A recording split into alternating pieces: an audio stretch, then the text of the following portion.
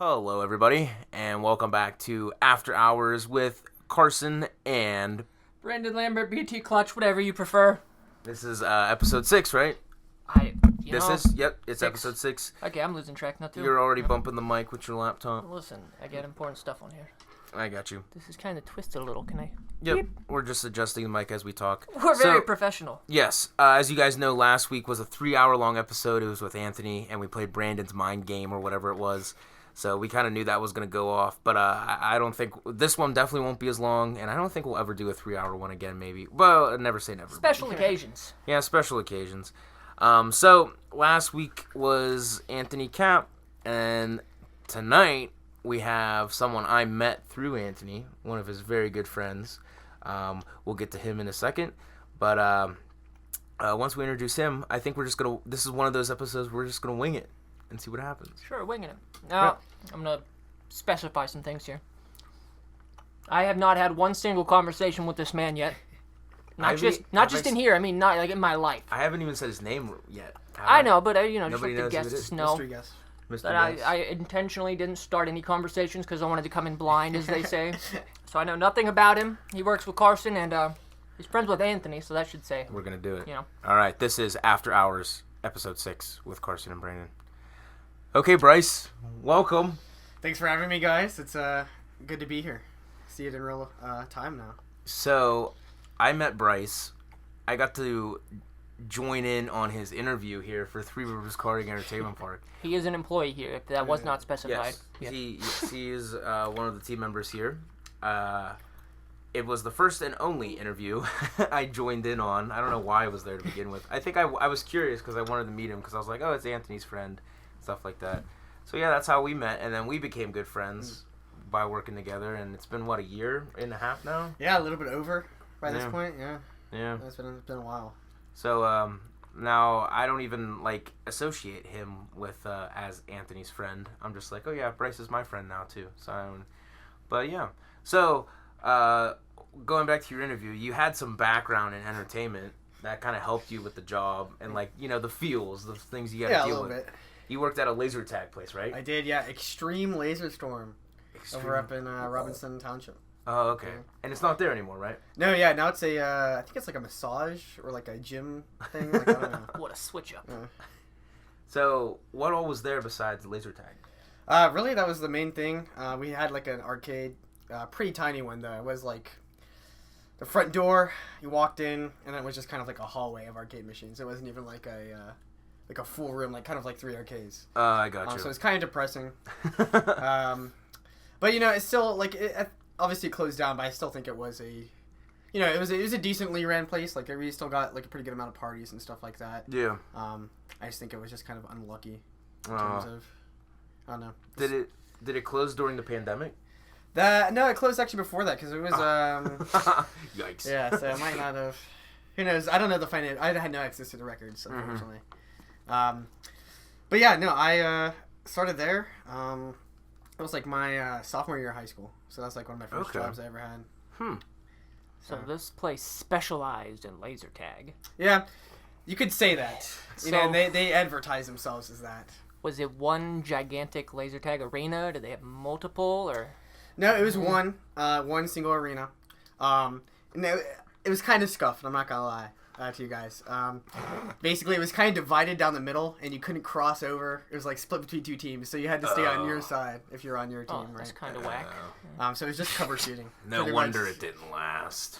So yeah, you couldn't cross over. You're kind of just on your side, shooting across at the other packs. And then, I hate to say it, but our kind of laser packs were kind of almost like Legos, just the cheapest, plastic kind of held together things. But they still worked, kind of. Did you enjoy working there? For the most part, yeah. I mean, I had a good group of people, not just Anthony, who you know, but a lot of friends from high school that I knew, especially in my grade, that helped me get that job. And it was fun for a while because it was all just pretty much us all together. That's pretty cool. But yeah, no, it was pretty good. I think for our first job. And did you already know Anthony before working there? Yeah, I met him freshman year of high school, so that was, I think, a year after. Okay, because he showed me pictures of you guys in school and just, the weirdest pictures. And I'm just like, wow, they really go way back. Yeah. But yeah, that's pretty cool. That even now today, it's cool that you still remain friends with all those people.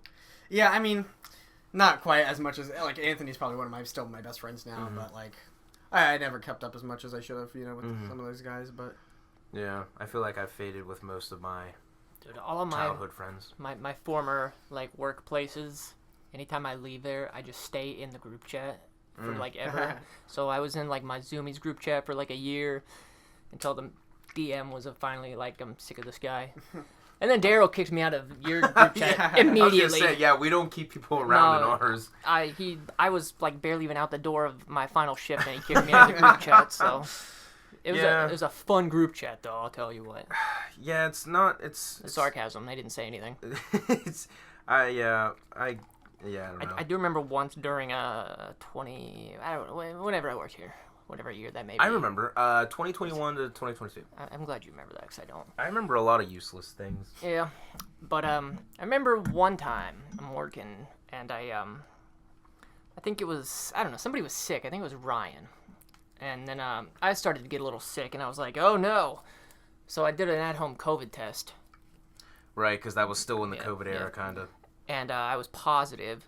So I texted the group chat, and I said, hey guys, I got the COVID. And then Daryl like called me, and everyone like, I think it was Augie was like freaking out in the group chat, kind of like, what?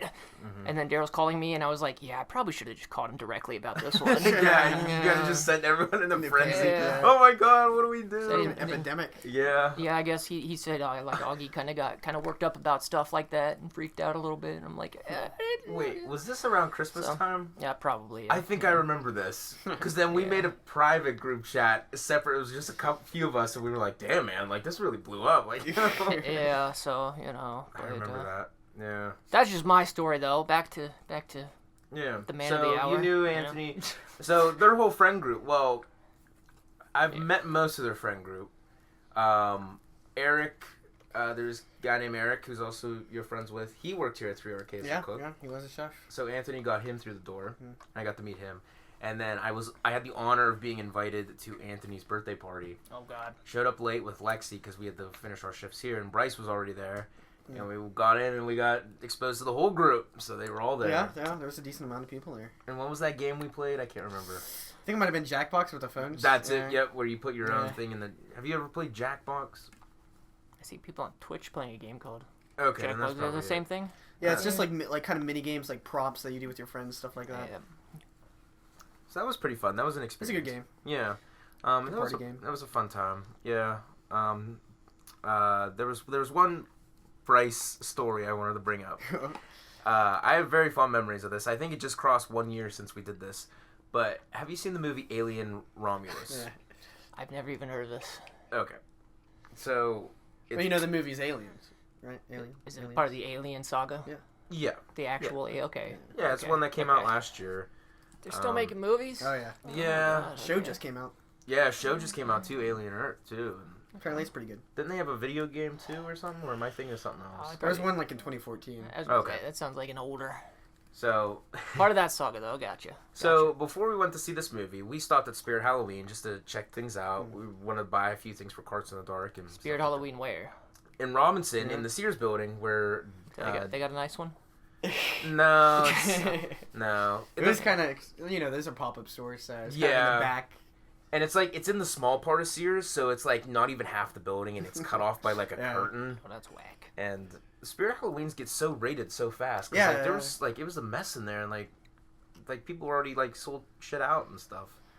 So they always give us a huge one at the outlet mall. See, like we gotta go to a different one. Yeah, that might be. We can't go to the Robinson one anymore. So we went there, we screwed around, and plan was to go to the movies and have dinner. So we went to see this movie. It was like Wednesday, middle of the week. Like that, yeah. So kids are in school, no one's there. We were the only ones in the whole theater. It was amazing. So we got to talk and add comments in the middle of the movie because we weren't disrupting anybody. And what was the running joke? How did it start? There was a Ronald Reagan movie coming out. Yeah. And for some reason, it formed into a joke as his nickname was Ronald Reagan, and he was the director of his own movie. So, like, Anthony was like, I see advertisements for this movie everywhere. And I'm like, damn, Bryce, you're really good. Or I was like, damn, Reagan, you're really good at marketing and stuff. So then it's a running joke that we call Alien Romulus, Alien Reagan, or whatever. Something like that. And then every time we saw a word that had like a word that started with R, we were like, Reagan's behind Reagan this. Station. So Something like that. yeah. So I mean, I think what was funny, like what kind of led to that joke was just like, there's been just like, especially recently, like just the amount of biopic movies that they're doing about like random people. Like there was that one about like that British singer and he's like a chimp. Yeah. Like I've never even heard of that guy before. Yeah. But they made a movie about him. Everyone gets their own biopic. So I think it's like Bohemian Rhapsody kind of started that, I think. Yeah, exactly. But that's the only... Well, that one and Elvis are the only two that really blew up. And then Oppenheimer. Oh, yeah. Well, that was such a cinematic experience. Exactly, You forget it's That a is like, movie, that one's in you its know? own lane. Because, like, the other two weren't, like... Yeah, they weren't IMAX gigantic things. So... Yeah, so that night, and then we went to Longhorn Steakhouse. Yeah, we did. And their food was amazing. It's been a It's while. always amazing, yeah. It's been a while. Maybe I was just really hungry. I did have a whole thing of nachos and 2 hot dogs, and I wasn't feeling too good during the movie. But That's right, you did. I After know. we ate it, because I thought we went first to get dinner, and then we went to the movie. That's right. Yep. So you got 2 hot dogs and nachos after. Yeah, because I was just like, steak dinner. it's just, I don't know, it's something like I was like, I don't know. It's a movie thing. It hooks you. It hooks you. And I'm Yeah. like, man, I'm gonna be sitting there for this long, and also, mind you, I wasn't an Alien person because I really haven't seen much of the movies. I've only known a few things, so I was kind of like, I don't think I'm gonna like this. I actually love the movie. Except I was thrown off. I didn't know robots existed in this universe. So when the dude who looks like a human, they ripped open his skin and unplugged the USB drive in his neck, I was like, wait a minute, what?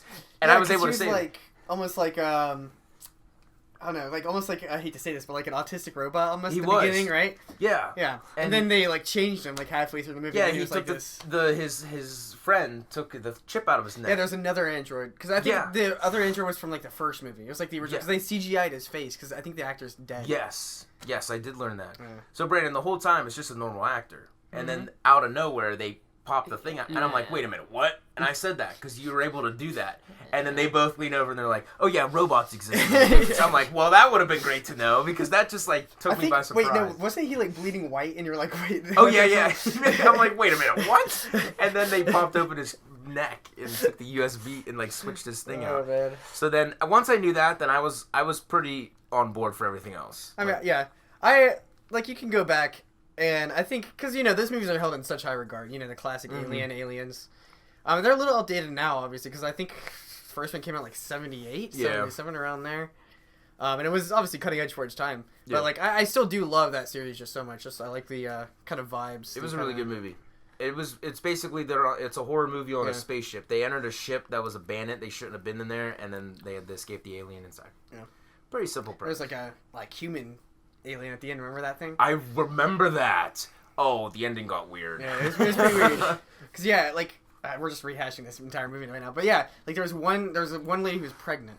Yep. Who was part of the crew, and then she like is about to like die or something like that, and they're like, oh, there's this serum that's like made from the aliens that can like heal like anything really. So like this is a good idea. We can just inject her and she'll be fine. I forgot about this. And then apparently, like it all fucking like mixed together and it created like a demon alien baby. Yeah, spoilers for Alien Romulus. I was gonna say, should we say spoiler alert? Yeah, sometimes sorry, we good do. point. But I mean, I spoiled It's Superman. been a while since on this episode movie. 2, I spoiled Superman real That bad. movie just came out too. I know. Had a year. Yeah, this one you had a year to see. Superman, it was like a week after, and I said, oh, this person showed up. And then Leslie's like, no. I'm like, oh, I'm sorry.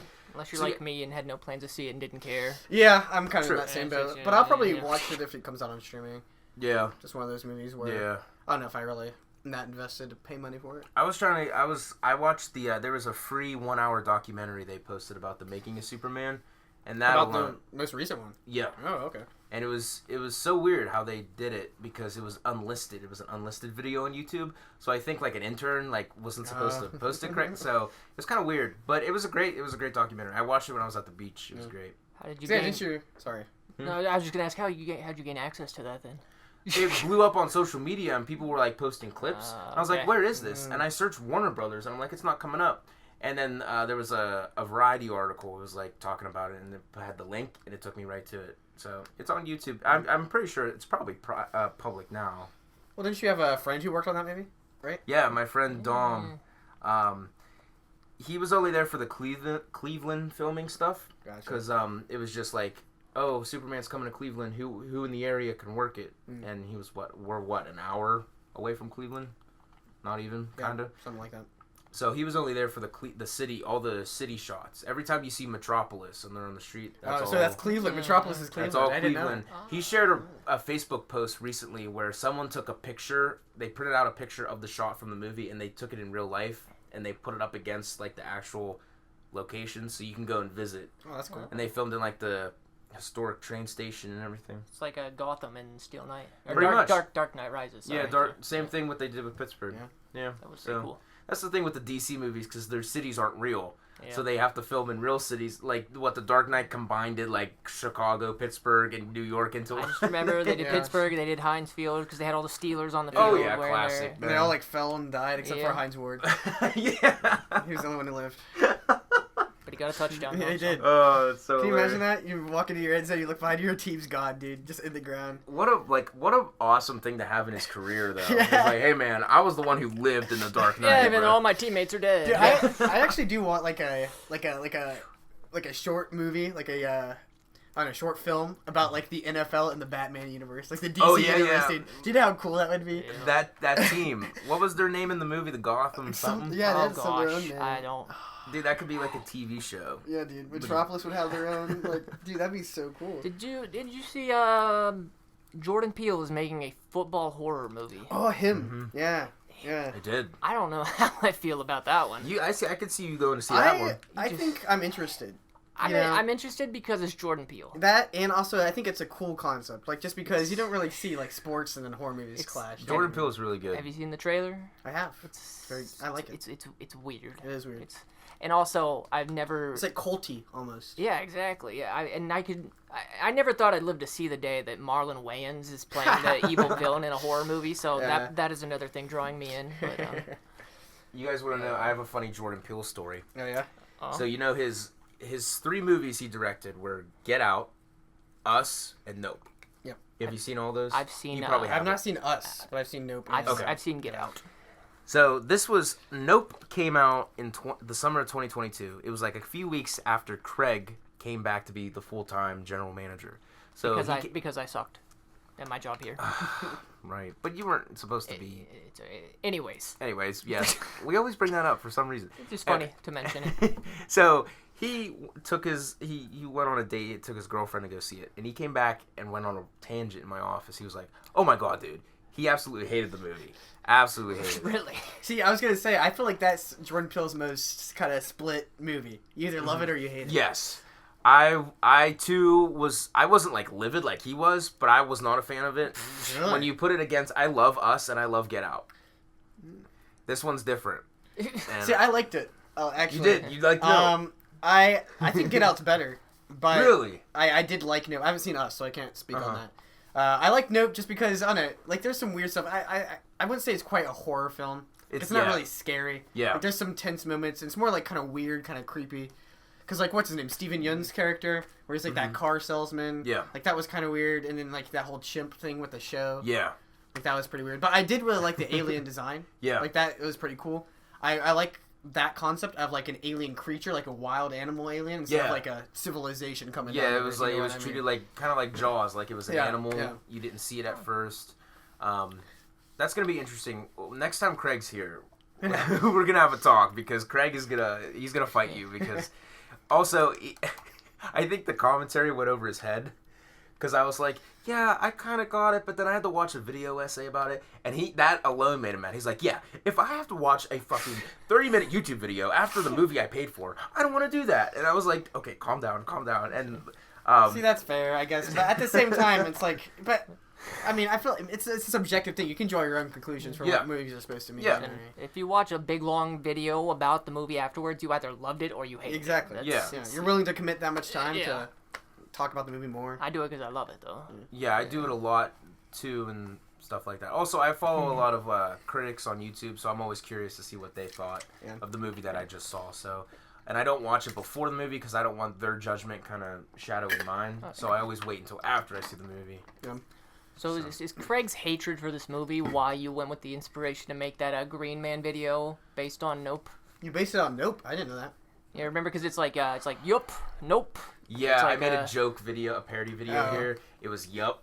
It was like the introduction of the Green Man. Before the last ride, before our Super Bowl commercial, he was like, "Hey, I have this goofy ass green screen suit," and I was like, "Okay, you could be the alien." And it's actually pretty funny. We had him like on all fours climbing through the. He was in the hallway, and we turned the lights out, and he actually looked pretty scary. I liked it. I think that was some of my best work. Yeah, so I can't remember if that was before Craig saw the movie or after. He was in the video. He was, and he didn't seem like. I don't remember him being like, "Are you really fucking making this video about no?" I think it was before. Okay, because I was gonna say it seems like the kind of thing where he would tell you how much you hate it or how much he hates it, and then you would be like, "That's our next video. Remembered it. Yeah. We're gonna make this video about that." It was before it came out because it was based off of one of the TV spots for Nope. Right. Yeah. So I had no idea what Nope was when I made it. It was just random out of text. So yeah, if you ever bring it up, I didn't see it when it came out. I ended up watching it on Halloween night because I wasn't doing anything that year, and it was when it like came on some streaming service. So I was like, okay, I didn't have to pay for it. So I was like, okay, I'll sit down and watch it. And I remember my brother coming in and being like, he's a big Jordan Peele guy too. He's like, oh, you watching Nope? I was like, yeah. He's like, I hated it. And he walked out. And he loves Us and Get Out. He was actually the one who got me into those movies during the pandemic. Wow. Yeah, I didn't see them when they came out, but Us is another one where it's like, it seems like you were split. You either loved it or you hated it. I don't remember anything about that one. Yeah. And then the poster was like a lady with like a mask. Yeah. That's it though. That one's another one. That one's pretty scary. I don't remember any. I don't even remember the premise of that one. Yeah. So I won't get into it because Bryce hasn't seen it. I actually don't. I kind of don't remember the commentary behind that one. Did you ever check out any of the Jordan Peele Twilight Zone? A few of them. I didn't know he made. Yeah, they did like a reboot. Yeah, and it was in black and white, right, and everything. Was it? I don't remember. Some of them. I saw the commercial for it. I said that looks interesting. I'm gonna check it out, and then I just never saw anything about it. I don't think he does it anymore, so it must have not got its views. But that's a tough show to follow up on the original Twilight Zone. But credit to him for trying. He'd be the only one that could really. Yeah, and for a marketing standpoint, that sounds good. Like, there's like we got Jordan Peele to do our Twilight Zone. Like just the promo he cut for it alone was enough. Like, it was cool. Talking about Jordan Peele though, I recently went and saw Weapons, which was that. Ooh. Which was the movie, kind of popped off. It kind of went viral with the trailer. It's all the kids who disappeared from that one class, like 217A. Yep. But one of the good Jordan Peele stories about that movie is basically like, so they wrote the script for that movie, and then it was bidded to the company that wanted to produce and make the movie. Jordan Peele, he really wanted the rights to that movie, so he wanted to make it, produce it. So he was bidding tons of money on it. Lost to I think it was Warner Brothers. I might be. I think it was. Yeah. Someone else did, but he lost it to that, so he ended up firing like all his team, like his producers, who tried to get on it because he wanted that script so bad. Wow! Imagine wanting a script that bad. I could see him doing that. Yeah. After seeing the movie, it was okay. I don't know. Like, it was still good. Like, I think the first half of that movie is really, really good. Then it kind of like loses a little bit. That's what I keep hearing. It kind of loses the plot. It just kind of. Everyone says most of it is great, and the ending is. Yeah. I don't want to spoil anything, but I thought going in with the trailer and everything, I thought it was gonna be something a little bit more. I don't know, like weird, something we hadn't seen before, but it was just the, I guess, main villain or like the answer to it all. Just was kind of like a horror thing that we've seen. That before, trailer was amazing. Trailer's amazing. Saw it a bunch of times. Has probably the best needle drop moment in a film that I've seen in a long time. Really? Right at the beginning, George Harrison's "Into Darkness." George Harrison, former Beatle. Basically, great song. It's from a solo album. "Into Darkness," it's like one of those classic, like old, like just almost. It's hard to explain, but like kind of guitar solos, but kind of like a soft, psychedelic Beatles vibe as well. You know what I mean? But it's when all the kids are running out their doors through the night, and it's like slow and like it's an amazing moment. I just recommend watching the movie just for that one scene, honestly. Just for that, and then when they reveal what it is, and you're like, oh, then I can turn it off. You can turn it off, but you will miss the cool part at the very end. It's not great, but the how they dispose of the problem is pretty great. Okay. I like how he said that. He didn't say like how this person gets killed off. It's like how they dispose of the issue. I don't want to give you any hints. You'll be surprised what happens at the end of the movie. I will definitely check that one You'll out. be disappointed, but you will be like, oh, that's fun to watch. I remember there was it might have been when we saw Jurassic World Rebirth, which we'll touch on. It just crossed my mind. We're about to go on a tangent here. It's gonna be a big movie episode. Yeah. Yes. Now that I think about it, the thumbnail for this one's gonna be easy. A lot of the stuff I wanted to bring up actually is about stuff related, so this will be perfect. Okay. So I think the weapons trailer came on for in front of Jurassic World, and I remember Anthony turning to me and being like, "That was scary. I'm not seeing that." The trailer is really kind of eerie. It's creepy. I wouldn't say it's scary. So Anthony's bad with horror movies now. Yeah, I guess so. He won't watch a single one. He was like, "Yeah, my one friend wants to go see it, but I ain't fucking seeing that." I was like, "Hey man, I would go see it, but I don't know. I'll probably watch it at home at some point." I don't even think I've seen the trailer, honestly. Oh, you need to. Even though it's out, definitely check it out. Yeah. I'll watch the trailer, yeah. Yeah. So there was a little movie. I don't want to say little. It was Snickers bar movie. Yeah, Snickers bar movie. Spoilers for Jurassic World Rebirth. I mean, who gives a fuck? I mean, if you really cared, you saw the movie, and if you don't, forget it. What does Snickers bar have to do with it? Oh, We'll lay it down for you, man. So product elaborate. placement, but not the greatest product placement. No. All right. It's so stupid. Why would when you do product placement, you want your product to be represented in the Karsen, good way. before you continue, the moment I saw, they drew attention. The guy gets his Snickers out of the fucking vending machine, and they're really drawing attention. He's eating it. He's biting it. Yeah, beginning of the movie. First minute. Yeah, they're in some lab, right? The scientists are going around, and first of all, there's just a giant glass door, right? Mm-hmm. And that's apparently the separation between them and the mutant T-Rex that they have. The D-Rex is what they call it. Very dangerous animal. Dangerous animal. D for dangerous, right? But yeah, so they're really drawing attention to this guy just chowing down the Snickers bar. I guess I understand you're not you when you're hungry, but I mean. They're all going in hazmat suits too. Yeah. So it's super guarded. This is serious. But they're getting some caramel and nut contamination in the lab, dude. But okay, you can continue on because just what happens next is just so just keep in mind they're drawing attention to this guy eating a Snickers bar right now. Is it like when you see the NASCAR drivers after the race do their interview and they take a gigantic sip of Coke and hold the logo towards the way he's camera? holding it? The logo's in full view. Oh yeah. So I can't remember. Does he take the wrapper and throw it into a trash and it doesn't land there, or does he litter? I forget that part. I can't remember that.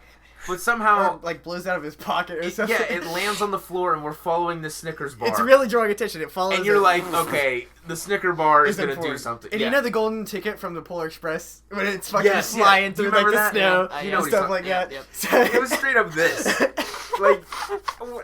Right when I saw it, I'm like, I knew we were in trouble when I saw this. I'm like, oh, something doesn't feel right here. So, alright, so what happens next? The Snickers bar gets sucked into a vent. That's right on the security door or something. And that jammed the door.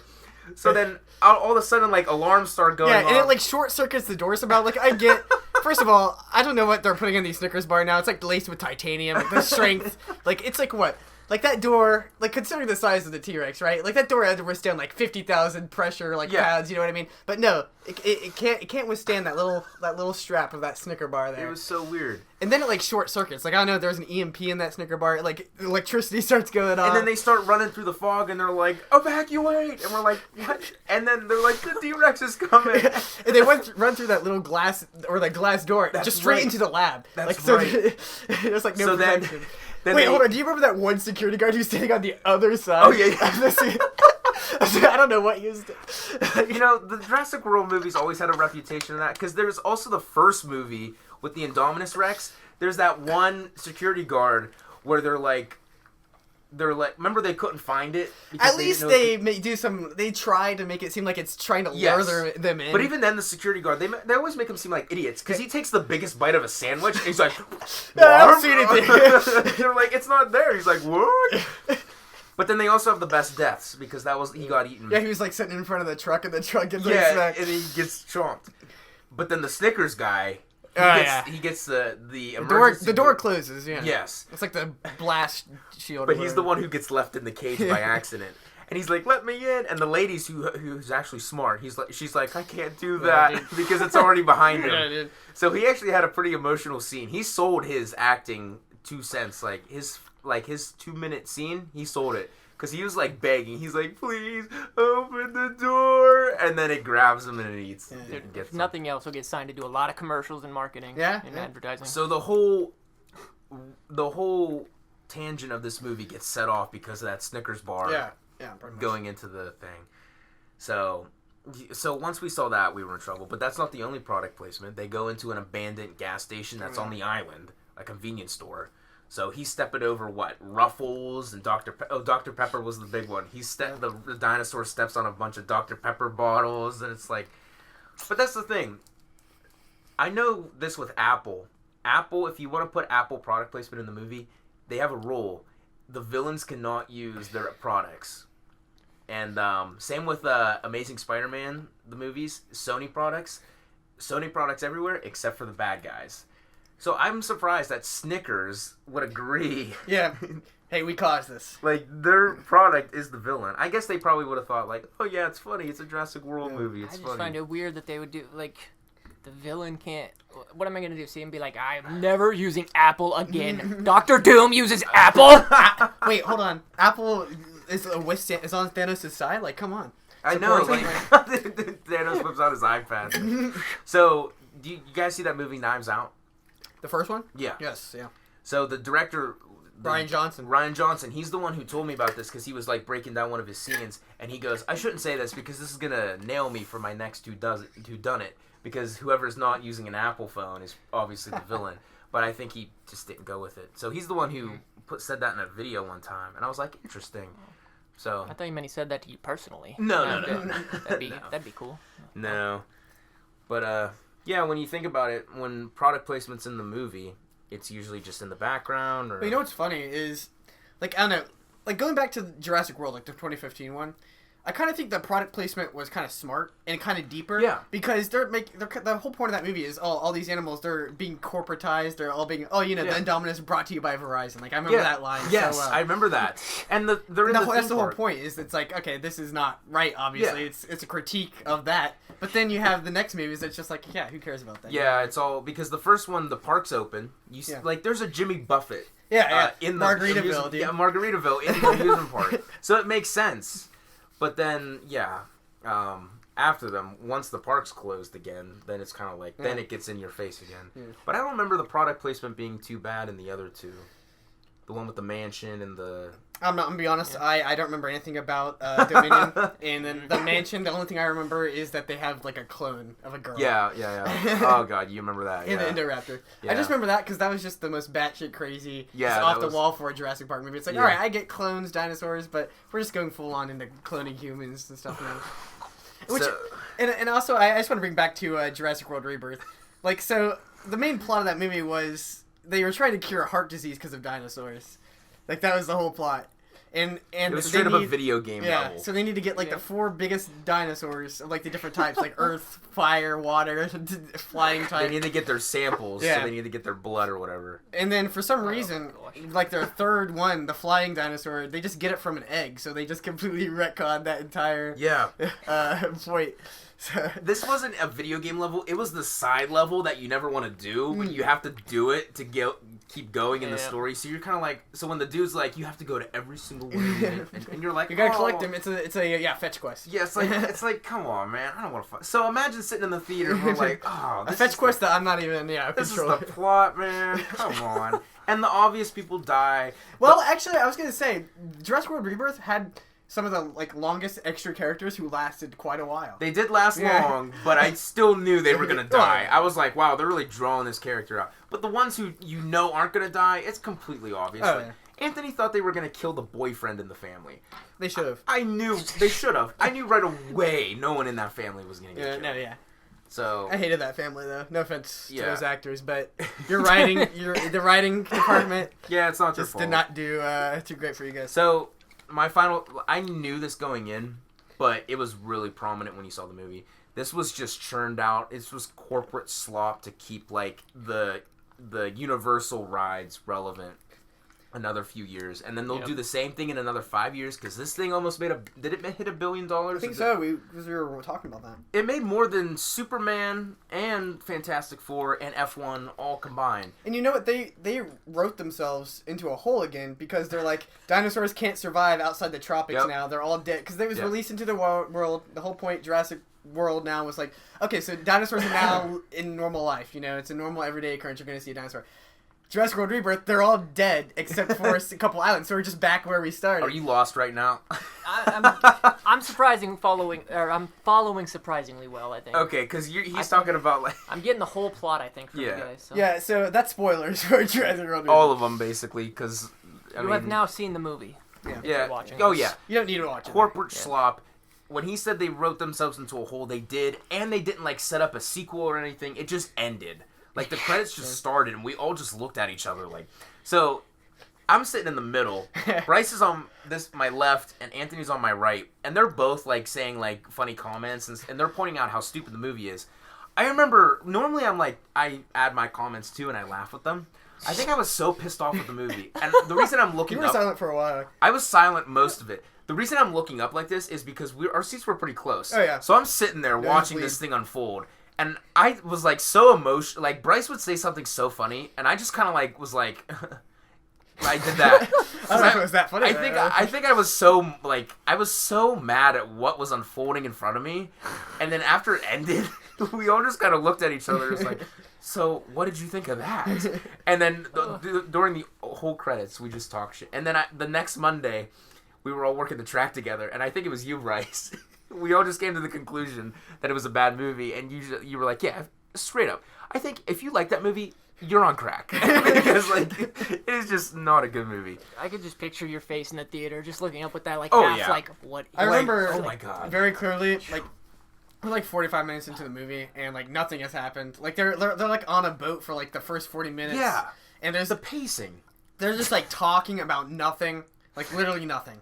They're just talking and talking and talking. They're on their way to go there. And I remember at this, there's like 45 minutes. I turn to Karsen. I go, "Are there any dinosaurs?" Yeah, are there any dinosaurs?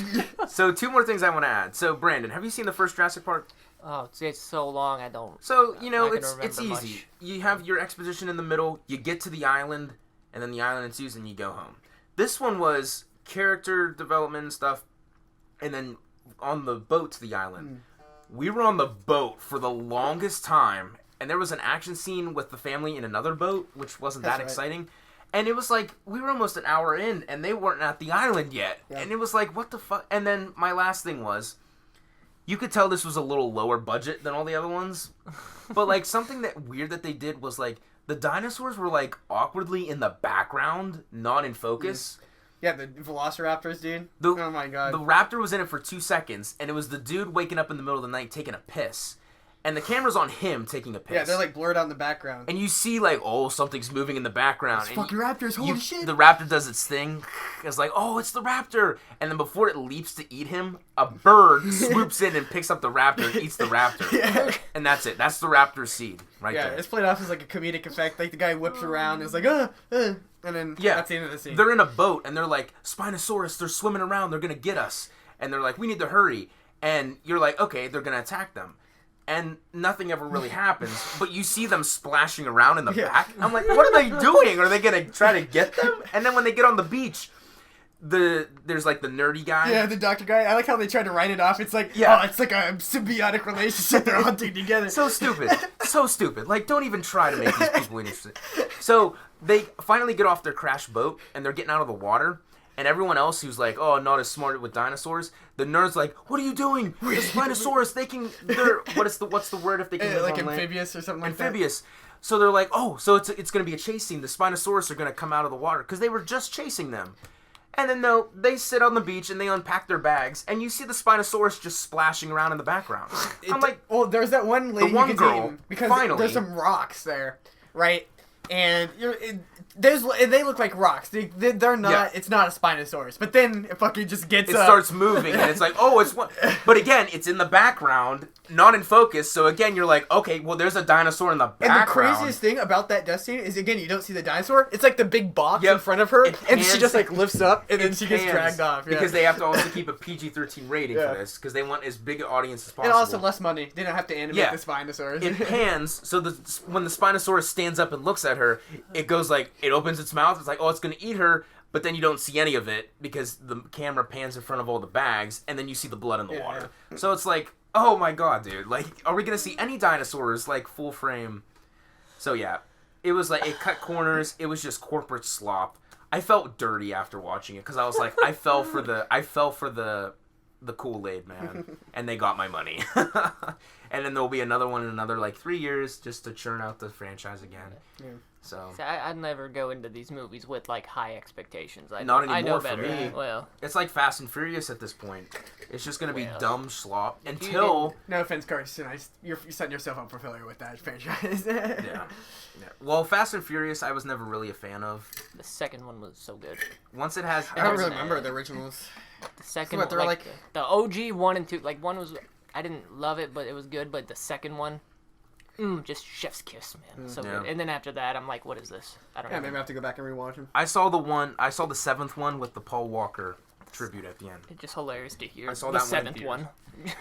But even that one was ridiculous. I mean, like, whenever I see clips like where they're driving on like a submarine. Or, like, jumping over a helicopter. They went into space in the last one. Did they actually? Tyrese and Ludacris. Are they in cars still? Like, in space? No, I can't remember, actually. Probably, somehow. I can't remember. Maybe they were in cars. I don't know. Space cars. But that was the one where it was, like, John Cena was in it, and it was like, oh, this is Dom's long-lost brother. Don't John Cena and, what's his name, hate each other? Vin Diesel, right? You know, Anthony and I were just talking about that today, because... we won't go far into this because I know Brandon has no connection to this franchise whatsoever. But yeah, Vin Diesel and The Rock had such a terrible feud that they could not film their scenes together because there's two big egos. And there's that one joke in the one movie where they're framed like this, talking to each other, and you could tell they're not there at the same time because The Rock is like tinier and they're not even facing correctly. So it's like, dude, that's so terrible. Nowadays, you could do that easily because the Marvel movies, they film with actors not in the right same place all the time. But we were talking about Avengers Doomsday and how much every week it seems like it turns more into a shit show. And there's a rumor going around that two big stars got into a big fight on set. And it got to the point where they now have to film their scenes separate. And we're thinking like, okay, was it Robert Downey Jr. and someone else and something like that? But Marvel does that anyway, where it's like Spider-Man will be acting with someone and Spider-Man doesn't know who he's talking to due to spoilers and stuff like that. And the one dude who's coming back as one of the X-Men, he was in the old X-Men movies, so he wasn't in any of the MCU ones. So like all this new green screen shit is new to him. And he straight up said to a reporter, he was like, yeah, I was saying my lines and I had no idea who I was talking to. It's like us when we're filming stuff for... Exactly, we do that too. But we do ours because of scheduling conflicts. But that's always such a pain in the ass because then you have to frame it where it's like, okay, I only have to film you and then film the next person. So it's a pain in the ass. Them, it's so much easier because they can be like, just green screen it. We'll do it later in post. John Cena and The Rock?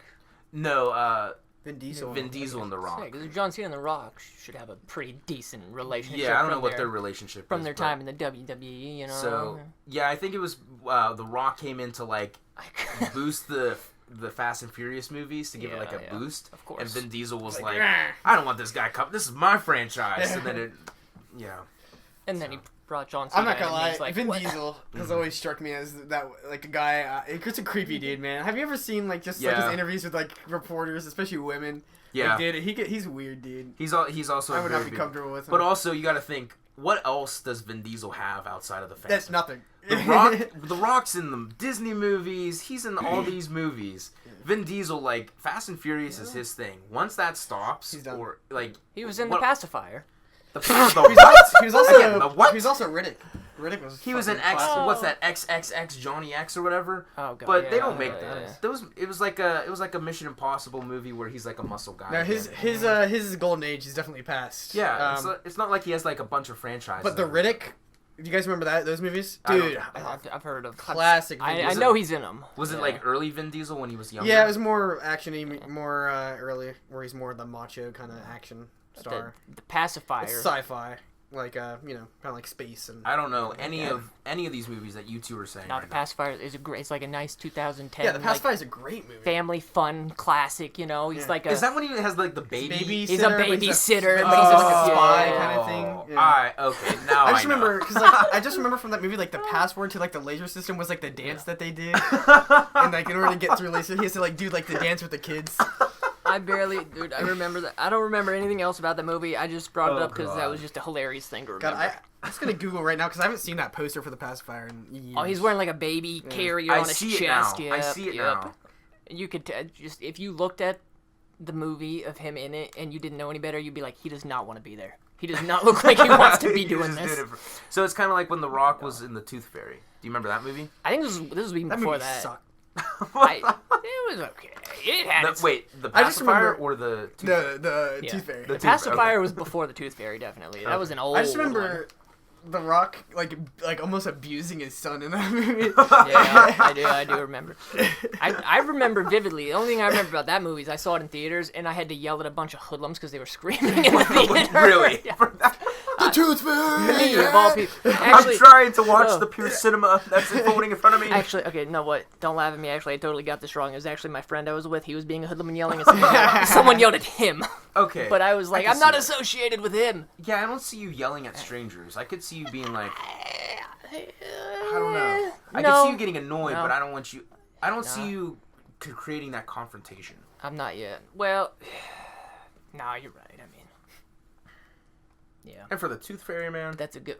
I don't know. He did something because even I was like, dude, what are you doing? It was like it was like a confrontational scene where there's the Rock and he's wearing his tutu or whatever it is, and he's like he's talking to I don't know, it was his like ex-wife because they broke up or something. I don't remember anything about this movie. Mm-hmm. And they have a confrontation. She says something like mean to him, and it's like a really funny comment. And then my friend was like, "Oh shit!" And I'm like, dude, I'm like, bro, I don't want to be associated with you. What are you doing? And he's like never done that before. Again, if you had the whole theater to yourself like we did, we didn't. That's fine. We did not. If there's one person that comes in, then boom, you automatically have to be respectful. We were in the person. very last row in the back of the theater too. So you could just imagine, just every face was just turned around at once, like.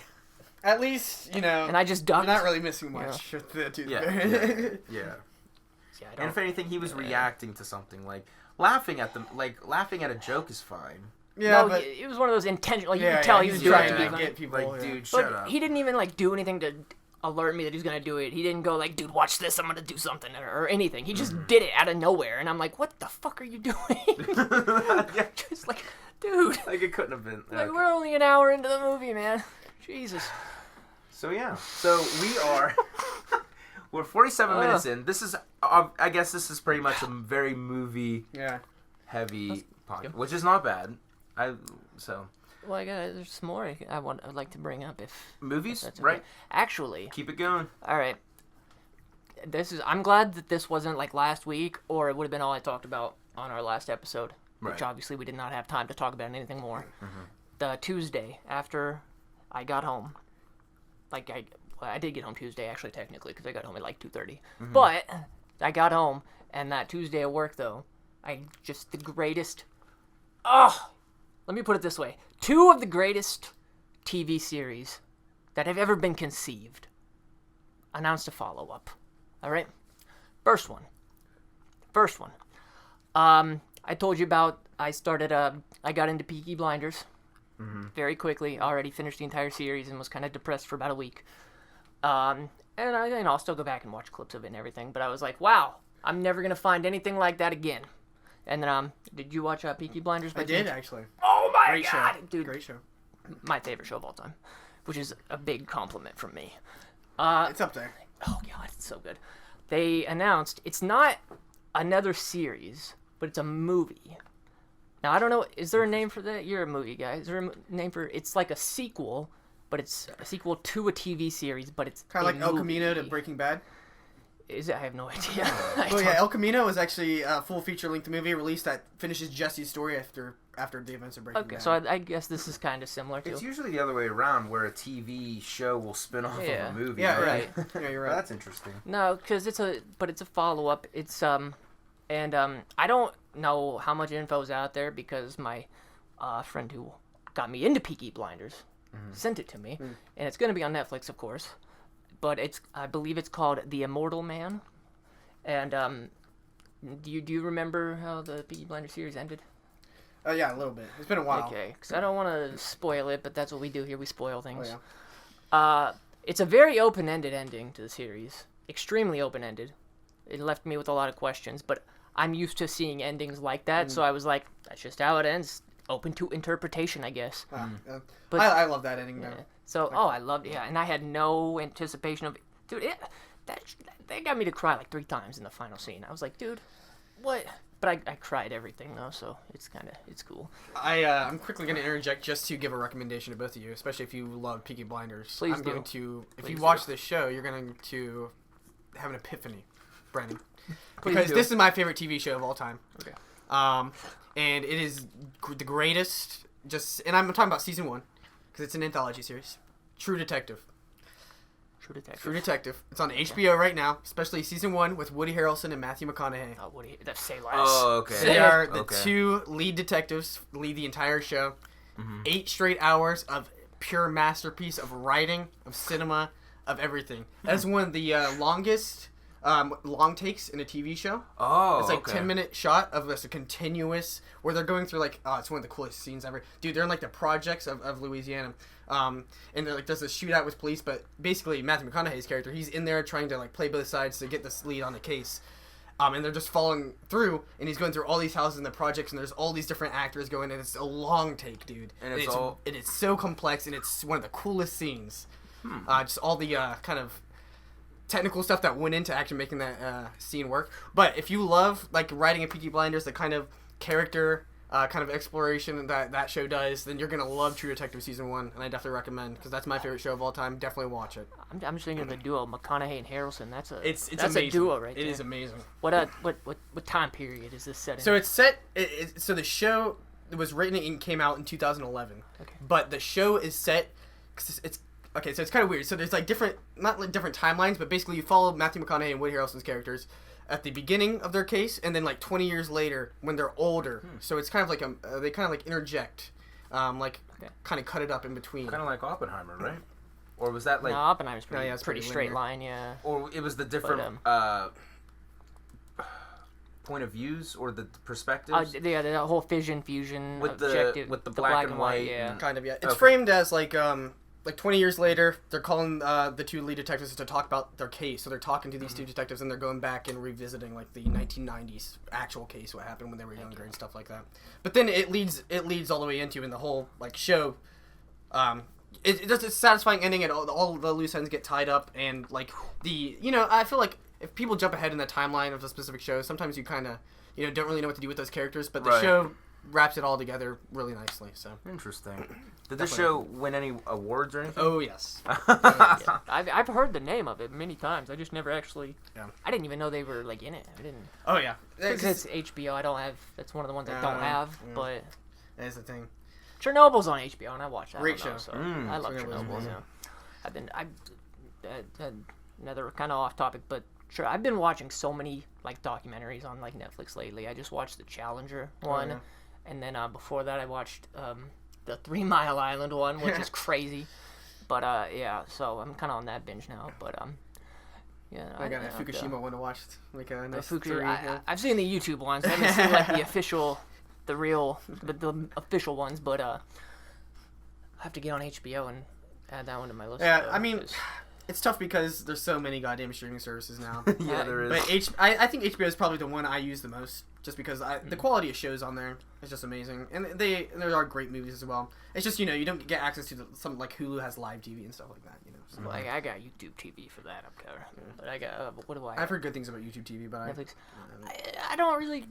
I use it for literally nothing other than football and NASCAR. Yeah. I mean, honestly, really, like I used to have DirecTV and I watched TV shows, Mostly Impractical Jokers, you know.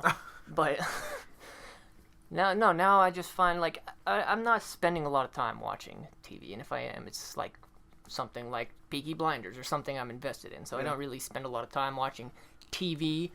And YouTube TV does the NFL Sunday Ticket. But also the thing with the NFL is they are on like every platform. So to watch every game of the year, you have to have a subscription to every single goddamn streaming platform. It's a whole thing, and I don't want to get into that because it pisses me off. No, it's so garbage that they can buy the rights. Amazon does Thursdays only. Like, Netflix has like one game this season. It's like Peacock got in there too. Peacock's doing what the a hell? couple. I'm not gonna fucking get Peacock. Yeah, to no watch one that. really has. Peacock and Paramount Plus are the ones everyone rips on. I have Like, Peacock. fucking get I have Peacock only because they're like the exclusive holders of the IMSA racing series, and I watch them. So that's the only reason. But there's some good shows on Peacock. Okay, House is on Peacock. Yeah, I do like House. It used to be on Hulu. I know. I used to have Hulu too. Peacock's all like the NBC. Yeah. So like all the Universal stuff's on there. Yeah. I think The Office is on there. Oppenheimer was on there for a bit. Yeah, because that's Universal. When you say you have HBO, is it this HBO Max? HBO Max. I recently just renewed my thing. Go on it. A couple of days ago. I just want. I know the viewers at home, you guys can't really see it, but like I'm sure those of you who have seen True Detective season 1 are just on my side right now because of the art that takes place. Now it's an anthology, so there's 4 different seasons. And each season is like new actors and different story. But yeah, so obviously Woody Harrelson, Matthew McConaughey. If you guys just watch the first season. Just watch this, just the first season. Only 8 episodes. Obviously they're all decent, like hour-long episodes. But you watch the first episode, you'll be hooked nonstop. Okay. Let me look at this. So I got HBO Max last week because I normally don't do this, but I had to watch it because the season 2 of Peacemaker. This is the follow-up to Superman. Is that John Did Cena? you watch? It is. Yeah, he is. So You watched the first episode? How is it? pretty good. I remember watching season 1 because I really liked the Suicide Squad movie that James Gunn did, and this dude is hilarious. Which Suicide Squad movie are you talking about? The reboot? The second one. Yeah. Not the one- Suicide Squad. was James it- Gunn. Which one had Will Smith in it? That was the first one. Okay, I was gonna say 'cause that The one Jared was Leto so Joker. bad. Yeah, that no. one was the worst So he movie came I've out- ever seen. Some kind of Suicide Squad. Yes. That movie is that one's historic That might for be being bad. That might be the worst movie I've ever Yeah, seen. yeah, definitely. But it's fascinating to listen to behind the scenes about that when it was like it was supposed to be a serious movie, and then Batman v Superman was like very serious, and so then they were like, we gotta inject comedy into this. So it's like it was one of the. It happens a lot. Whereas it's a Frankenstein movie where it's just like in the editing room, such a fucking mess. One of my favorite stories about that movie is the editing room. Is they didn't actually have real editors. They sent it to a company that makes trailers to cut the movie together. Yes. So that's why there's all these weird pop songs that come in. Oh my god, it's like. I still remember the one guy. He's like, this guy, he can climb anything. Then he climbs it and he gets blown up immediately. Yes. So it's like he's in the poster, but he's like in none of the marketing material. So it's like, okay, this guy's gonna die. So does this dude die right away? And yeah, that's what happens. Oh, man. And just the way it's edited. Yeah, it just pops and he falls down. It's just like it's so funny. Oh my god, like it was like It's unintentionally so much. Like I would argue that movie is almost so bad it's good because it's so funny. Yeah. It is so funny. I was entertained when I watched it. It wasn't no Jurassic World Rebirth where I was pissed off. I was like fascinated. I was like, oh my god, I'm having a great time. I This just is so had bad. a smile on my face the entire time. Yes. So that movie came out the summer before Michael Bay's last Transformers movie came out.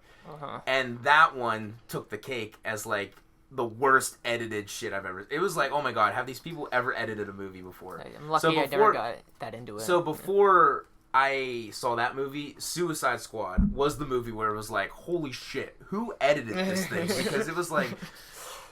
It had like some music video aspects to it too. Yeah, they like blew most of their budget on like the rights to all those popular songs. Like there's shots where it's like the saturation would go up and it was like some weird shit with the with like Harley Quinn and Joker. Yeah, it would do like some God. weird like thing where it was like it would go in fast motion and be like God, fucking Jared Leto. I was gonna ask, do you think how much better you think that movie is if they get anyone other than Jared Leto to play the Joker? I don't know if it's really that much better. Honestly. That's another story too. How much they cut of him out. He was barely in the movie. Good, because he sucked. Yeah, no, he was so bad. And I know, I just remember all this shit he does. I know he does. I'm Idea. And he had all the tattoos, Yeah, and he had damaged, the, like, he right had on the his freaking forehead. he was It's a like, gangster Joker. Just kill yourself, like right now. I know. Listen, I know he does. He's like in acting. He had another show like Mr. Nobody or something, which I didn't watch, by the way. But I know he has like experience in acting. But Yeah. it's like, dude. I think he's also a lead singer to 30 Seconds to Yeah, Mars. that's He him. Yep. is. Jared Leto is just. He's done everything. He also leads a cult. I don't even. He's a cult. He's also. I've heard he's like. He's it's not like- a nice person. He has like an island, and it has like a bunch of people that like come out there, and they're like in like white like dress. He's very things. It's weird. weird.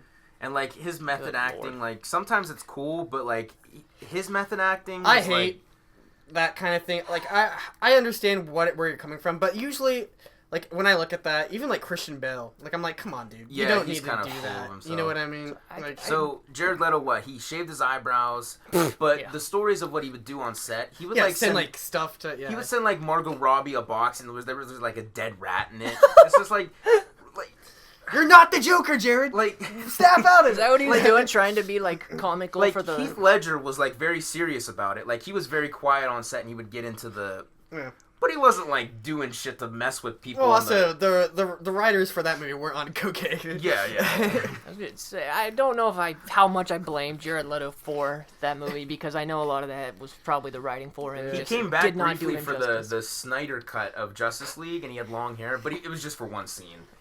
Isn't that the post-apocalyptic like Yeah. Batman scene? Yeah, and when he showed up, I was like, we were like already like 3.5 hours in because it's 4 hours. God damn, what a. And I'm terrible like, thing. really? We're doing this? We're bringing Jared Leto in? What And sucks that is was it. I used to like Zack Snyder, Yeah. but he's made so many bad movies recently. He made that zombie movie, which I hated. It was like the Really? one where they were like in casino. Yep. Well, first of all, that movie saw that starts one. off where this guy's getting roadhead.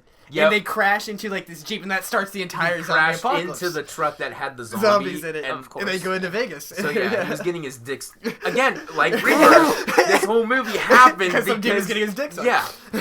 So Oh, yeah, God. yeah. And then Okay. he tried to do that Star Wars ripoff. Yep. I forget what Rebel it was called. Moon. Rebel Moon.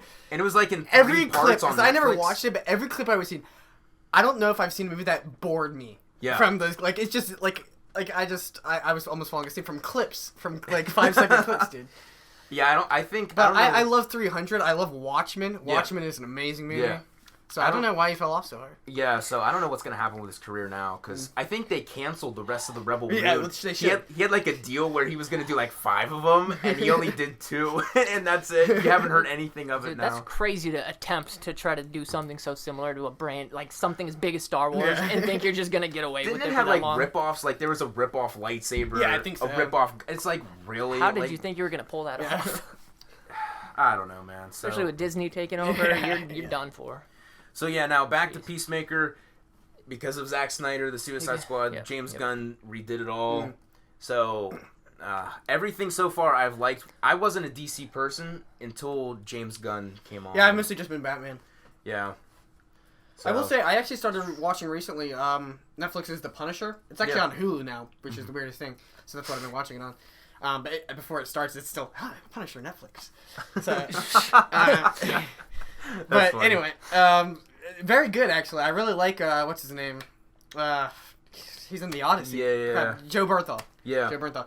And I'm really liking the kind of, like just how mature they are. Even He's- compared to like the other like Marvel movies that have come out. Like I like the dark, gritty take Yeah. on it because some of the fight scenes are pretty fucking brutal. Yeah. Man. I think that's why it's on Hulu now because now that it's Disney won't put that Mm. on their thing. So Although all I the think, dark stuff goes to Like Hulu and like Disney just recently bundled all together or something. Yeah, like they're that. always doing Yeah. weird shit because they also have ESPN, so they're also doing. Which is stupid. They're always Yeah. doing like these weird bundle things, so it's like, so yeah. But Punisher's gonna be in the new Spider-Man movie. I heard about that. Yeah. Yeah, that'll be interesting. Yeah. So yeah, I got HBO Max just so I can watch Peacemaker. So it's pretty good. Now I you think. can watch True Detective now that you have HBO. Yeah, I could easily. But the thing with Peacemaker is it's a weekly release. So That's every HBO show though. If Really? it's a new show, it's every Okay. day at 9 p.m. usually. that's how Disney is. But then Netflix is the one that Netflix never does weekly. Netflix just binge gives it. it all to you. It's binge. Okay. I actually like the classical TV like model a little bit better. I like waiting in between weeks, kind of letting it build up the hype a little bit. It also like spreads out soak in too. It also spreads out the hype more because like think of Squid Game season 3. It was big for like a week or so, and then it was already over. It's like less than that. Except for the first season because that was a phenomenon. First season, yeah, absolutely. That was different. Those are like once in a blue moon type things. Yeah. But yeah, when it's like weekly and you get something at the end of each episode that gets people talking and tuning in, what if you have 8 episodes? That's an 8-week long run. So you got people talking all throughout. Look at Game of Thrones. Like that was like how much of a cultural event that was. Yeah, and that went for years, and that was a weekly. Release every time the season was released. And so it stretches it out. Great for someone like me, too, who is like, that's all I would be talking about is waiting for the next episode. If they did that with Squid Game, every single night I'd be texting Karsen like, dude, what do you think's gonna happen next? I know.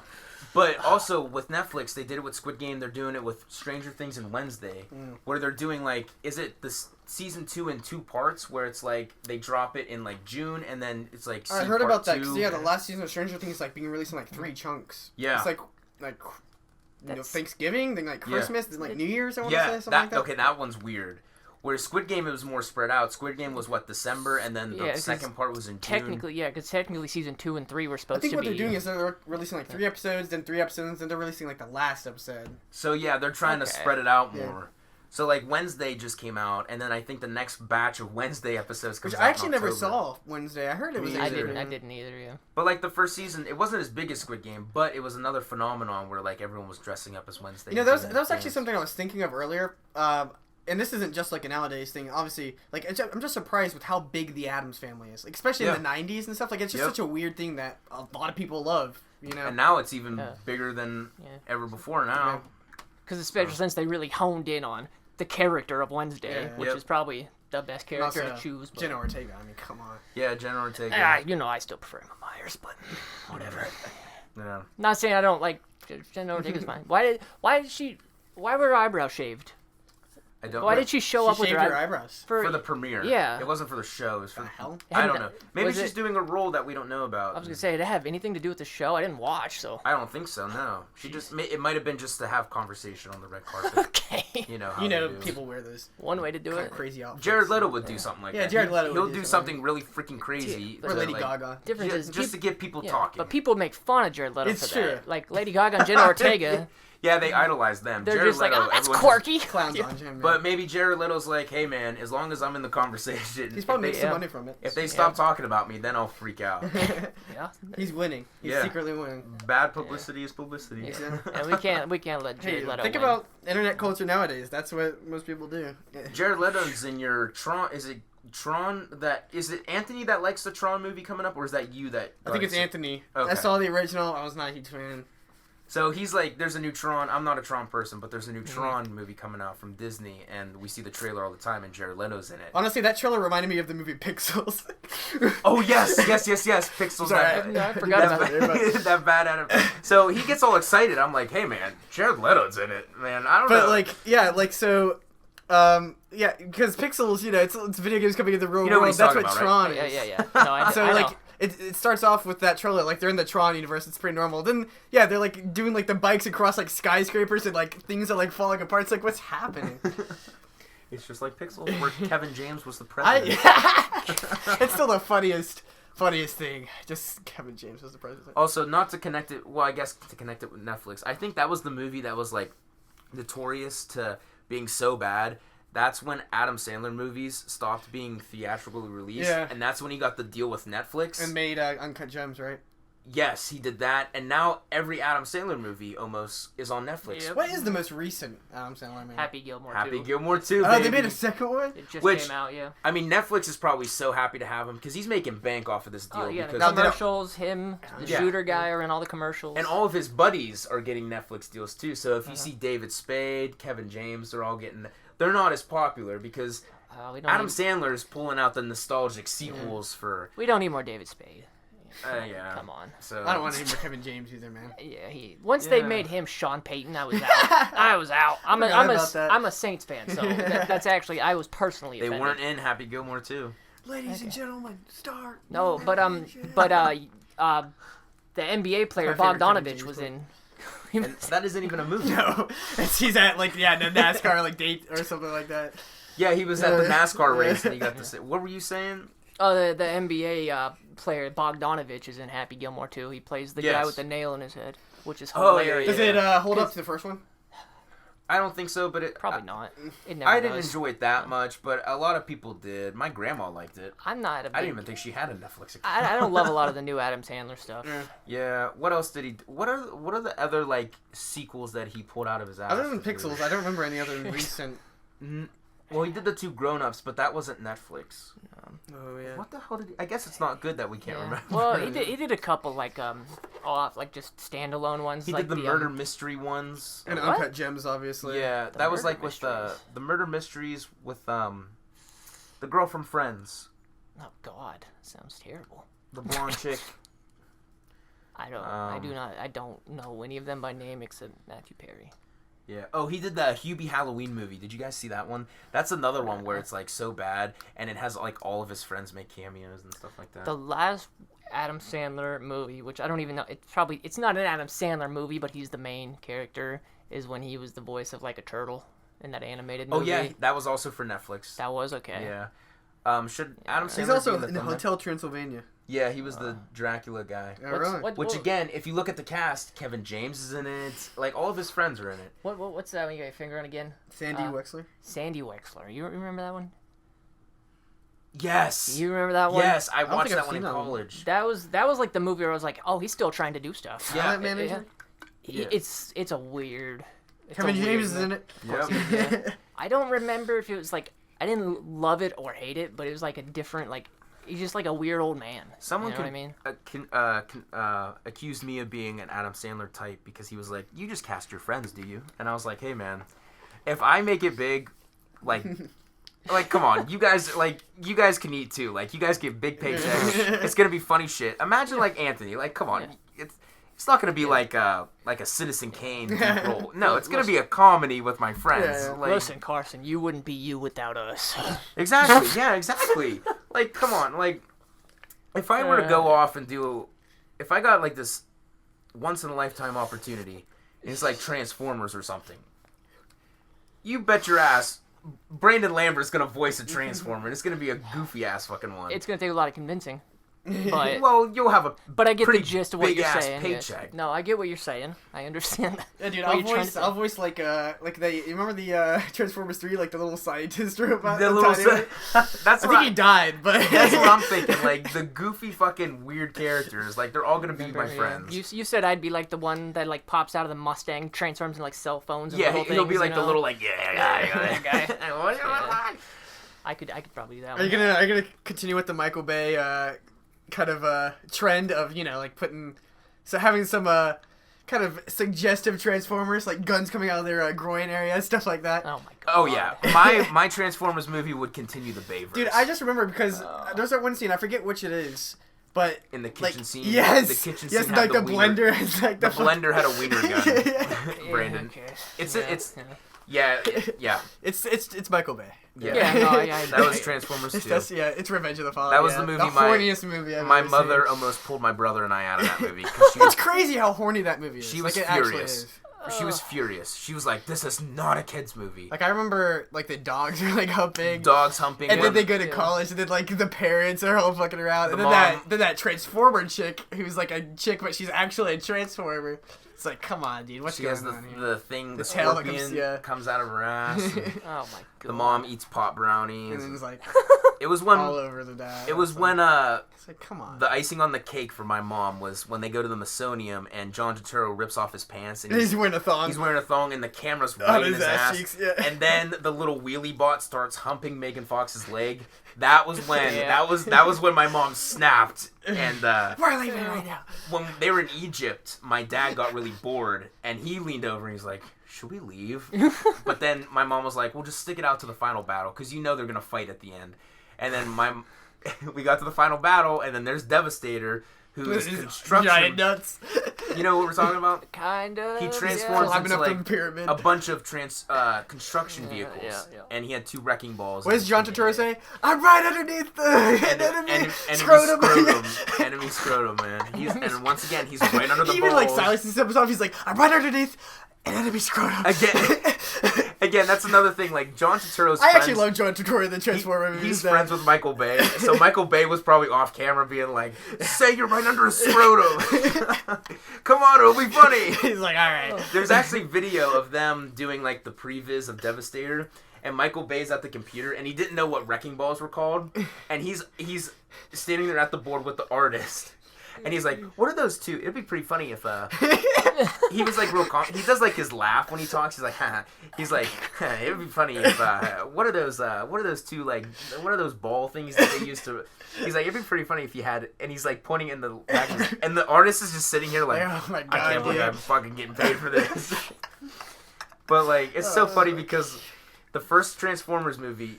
Steven Spielberg was like heavily involved in that one, and you can kind of tell he kind of like kept Michael Bay on his leash. But the second one, Michael Bay could have done. He was able to do whatever he was allowed to.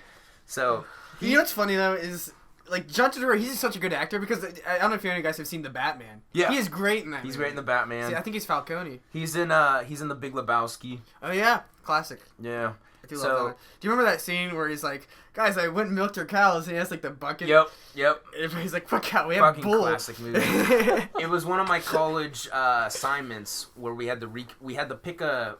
There was like 4 links, and they were different movie scenes, and you had to pick one for your group to recreate. And we did the Big Lebowski scene where he's with the cop at the desk, and he gets hit in the head. There's another comedy bowling movie. Was it Kingpin or something like that? I think that's another. I think it was like they did a spin-off from the Big Lebowski where it was John Turturro coming back. I don't remember. I don't know. Have to. But there's a story about Michael Bay, how awkward it was when he told Steven Spielberg he wanted Bumblebee to take a piss on John Turturro. I remember that. He was like, "Yeah, it was so awkward." I think Steven Spielberg declined it and said he voted not to do it, and somehow it ended up in the movie. So. Oh yeah, this is another Woody Harrelson movie, Kingpin. I don't know if you guys have seen that movie. Oh, okay. I remember It is another comedy bowling movie. I remember the poster. That's all I remember. Because it's a classic. Oh my God. Bill Murray's in it as well. Bill Murray. All right, I'm sold. He's Googling it. Yeah, I'm sold. Totally forgot. Oh, well, he's Googling that. Let me tell you this second one. Okay. Because I told you Peaky Blinders, the movie. The Oh, Immortal. that's right. You never got to the Yeah, second. no, it's we get sidetracked. That's what we do Yeah. here. No, so the first one, the Peaky Blinders movie, The Immortal Man, I think it's just supposed to follow, Tommy Shelby after the events of the end of the final season, which I'm not going to spoil. Are you good down there, Carson? Once again, Bryce, you don't know this about us, but we're a very unprofessional podcast. Oh, yeah? Last week, I was straight up eating my tacos while we were talking. Yeah. I'm going to move the mic real quick because I don't know why, but I just suddenly got very hungry. I got a... Dude, I got candy. Tooties here, Oh. so we could feast on these. I got Airheads Bites, man. I don't know if it's like my blood pressure, but I'm like really craving something sweet right now, and I can't hold it anymore. Just don't eat it into the mic again, please. I won't. I'll look away. Okay. I'm gonna move the mic. Hopefully you don't hear this. Okay, Brandon, continue. I'm sorry. Jesus Lord. You lost one. You want one? I'll take one on the ground. Okay. Oh, shit. Okay, so while they stuff their faces really quick, gives me a chance to talk. Anyways, so The Immortal Man, I don't know if there's a trailer or anything. All I saw was the picture that was sent to me. And it's supposed to follow Tommy Shelby through... Sorry, these were a little These are stale. really hard. Oh my goodness. I'm still gonna eat them though. Oh, these are... What are these, based on the Tootsie Rolls? Yeah, They're like the blue... You want to try one? I do not. Okay. Continue. I'm so sorry. It's alright. So that's the first one I was super excited about. Like I said, it's just a movie though, and I think it's during the events of like World War II. So, but the second one, I was at work and I was watching Gamescom, which I don't usually watch, but when I'm bored at work, I kill time on Twitch. So everyone was watching it, and lo and behold, finally, Fallout Season 2. Yep. the trailer was dropped. Are you a big Fallout guy? I'm a massive fucking Fallout fan. Carson, we're getting him on the show another time, and we're gonna talk about Fallout the entire episode. All right? Okay. Dude, I'm an OG. I play the Inzile. Oh my the God. Fallout 1 and Fallout 2. Dude, I'm telling you, when I watched this fucking trailer, The New Vegas vibes, baby. dude, I don't. Listen, I still won't forgive them what they did to the NCR, though. I've always been an NCR fanboy. I never felt one way or the so. We're gonna be speaking foreign to you for a second, here, Carson. Don't Okay. worry. Go for it. I highly recommend you get into it. No, yeah, definitely. At least watch the show, because you don't need to know anything about the games to get into the show. Okay. It will make you enjoy the show so much Oh, yeah. more, though, because that's the best part of the show. It's how. Yeah, all the Easter eggs Yeah, and stuff. they gave it to another company, so that's where I was like, all right, I'll watch it, but I don't really think it's gonna, it'll be tough to maintain the integrity, and they just perfect. Everything's perfect. All of the lore, like everything in the Fallout universe, Really? is just like intact. Like there's like just all the little. Except for the NCR. Yeah, but that's. I know, I'm just salty, okay? I know, I get it. That's because, so in the Fallout New Vegas game, which is widely held as the best Fallout game by most fans, I personally still like Fallout agree. 4 the best. Really? Fallout 4 fan personally. here. Wow, okay. Mainly, Okay. it's not because of the storyline stuff. It's more just like the Gameplay. gameplay, the interface, all that. Because that's why they like More New modern, Vegas I stuff. definitely understand that, yeah. Because the New Vegas storyline is so like intricate and Probably the best it's- writing I've ever it's- heard in a Yeah, game. it's so good. Really? And Well, actually, no, second. I played Disco Elysium, which I'll talk about. So. yeah, but it's like a choice-based game too, so you're kind of choosing your path. And so got the NCR, there's Caesar's Legion. Dude, my brother also huge Fallout fan, and when he saw, dude, I don't even know if I got his reaction to this specifically, because he's one of those ones that loves New Vegas the best. So when Caesar's Legion popped up on the screen, I was like, this shit is about to pop off, dude. And it just, everything about it, the way they're bringing back Dr. House. Yeah. Let me ask you, so at the end of New Vegas, and I don't think I need to say spoiler alert, this game is old. Yep, 2010, I believe. So, but at the end though, you're interacting 15 years. with Dr. House, and there's like a couple different directions you can go. You can either kill him, you can let him have control of his his casinos and property that he runs, or you can basically just tell him to piss off and leave him there to rot, and just leave him.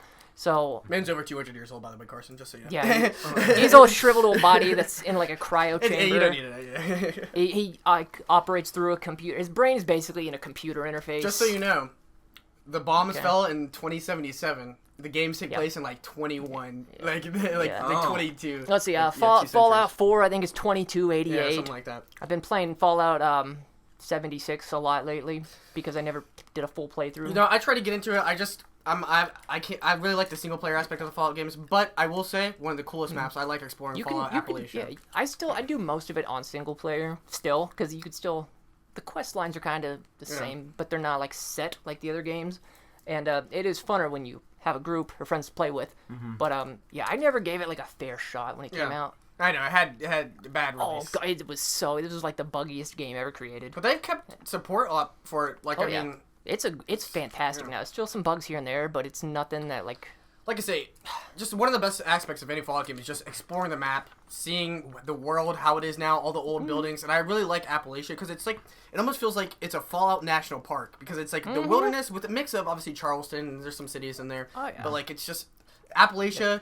Ruined by nuclear fallout is such a cool, like, there's so many cool Yeah. creatures, so many cool zones. Like, Yeah, that's- very interesting. That's my like favorite part of the Fallout like aspect of it is I'm a big exploration guy. Like when Fallout 4 was out, it took me years to get through the whole map, and I was like, I want a bigger map.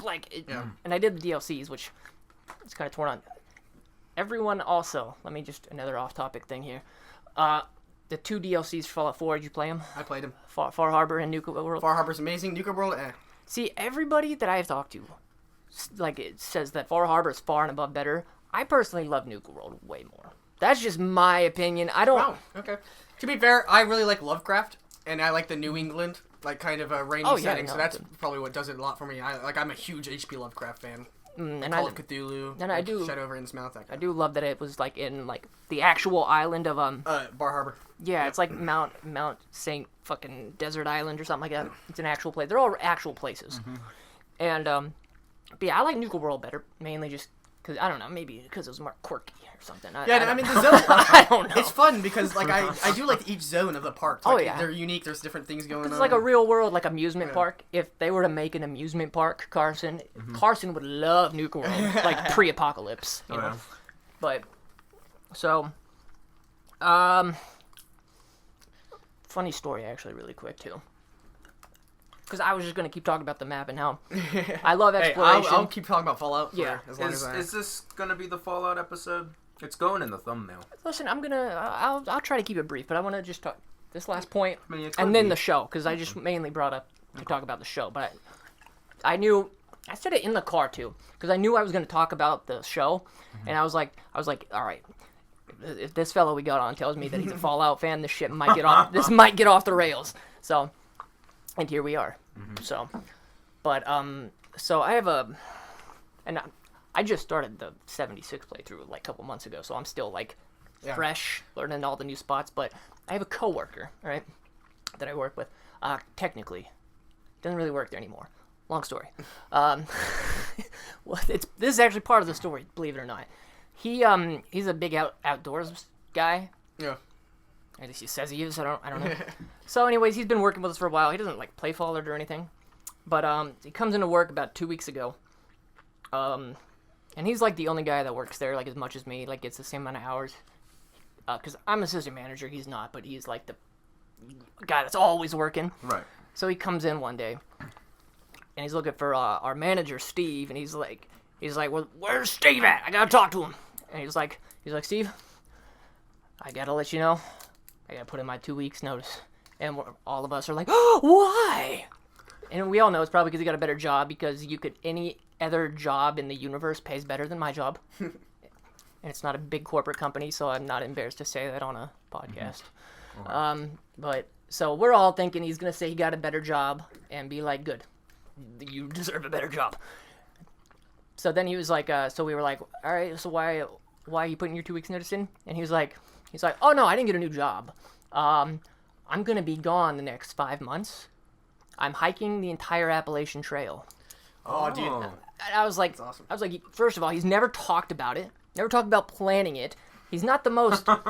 he's a skinny guy. No offense if you're listening, Nate. But so we're all kind of like shocked, but also not totally shocked. Like, we're not shocked that he would say he's gonna do it. But we're shocked that, like, he just brought it up so suddenly, and he's committed to it. It was like something at, like, 3 a.m., and you, like, you know what? Yeah. I'm going to do this. I'm going to get my That's life a big together. commitment, dude. That takes months. Oh, months, yeah. So Bryce travels a lot. Actually, I was going to say, don't discount us skinny guys, because Oh, no, I know. I'm a pretty tiny dude. I've been known to get outside a little bit. But, I went backpacking across Montana, Colorado, and Utah. Show him your water bottle. Oh, gosh. Oh, yeah. I got a few national parks that I've been to. Oh, hell yeah. Mostly, these are just a couple. I've been to a few others. But, yeah, we went to everyone in Utah. We went to Glacier in Montana, Rocky Mountain National Park in Colorado.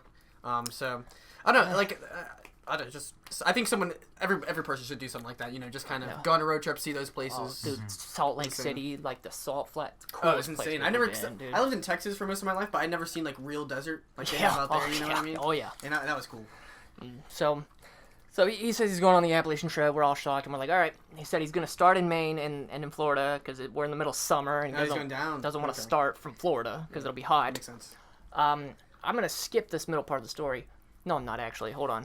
I got to think I'm going to construct this. Basically, I texted him one day, and I texted him because I talk to him about Fallout all the time at work because that's just what I do. I just talk to people about things whether they want to hear it or not. And so he hears me talk about Fallout a lot. And I've told him about how, like, all the places in the game that are real places. Like, there's a Pittsburgh DLC. Oh, yeah. The Pit. So awesome, the Pit. Very moral. Very hard ethical choice at the end of that That's DLC an interesting DLC. Yeah. Do you know what? It's basically, how do I put it lightly? A slave ring. Yeah. In Pittsburgh. Slavery's a big thing in Fallout, though. Not just... it kind of. In like, it's in like the steel mills. It's really cool. Yeah, it's pretty cool because it's like what would happen if like kind of Pittsburgh kept its like steel mill activity and then got nuked. It's like it's a shitty fucking place to live, dude. Like it's so you're the Allegheny River, dude. It's yeah. Listen, you better learn how to work a gun or else you're gonna be Do you know they put some of the Pittsburgh stuff in Fallout 76 too? Did they? Actually, yeah. Actually, I think I did hear about that, but I never played the parts. They called them like expeditions, so they're small areas, but they're still cool though. I've done them. Didn't they do an Atlantic City one? Yeah. Yeah. I'm actually weird. like halfway through that one. It is a weird one, but the Fallout 3 Pittsburgh one is awesome. It's amazing. I remember crossing like the bridge that says Pittsburgh, and I was like, out of the Fort Pitt so tunnels, cool. dude. Oh, like the real thing. Yeah. I live there. Except it's Fallout 3, so the graphics weren't as amazing, but Which, still. by the way, though, Fallout 3 Remastered, after Oblivion came out, Fallout 3 Remastered is in the works.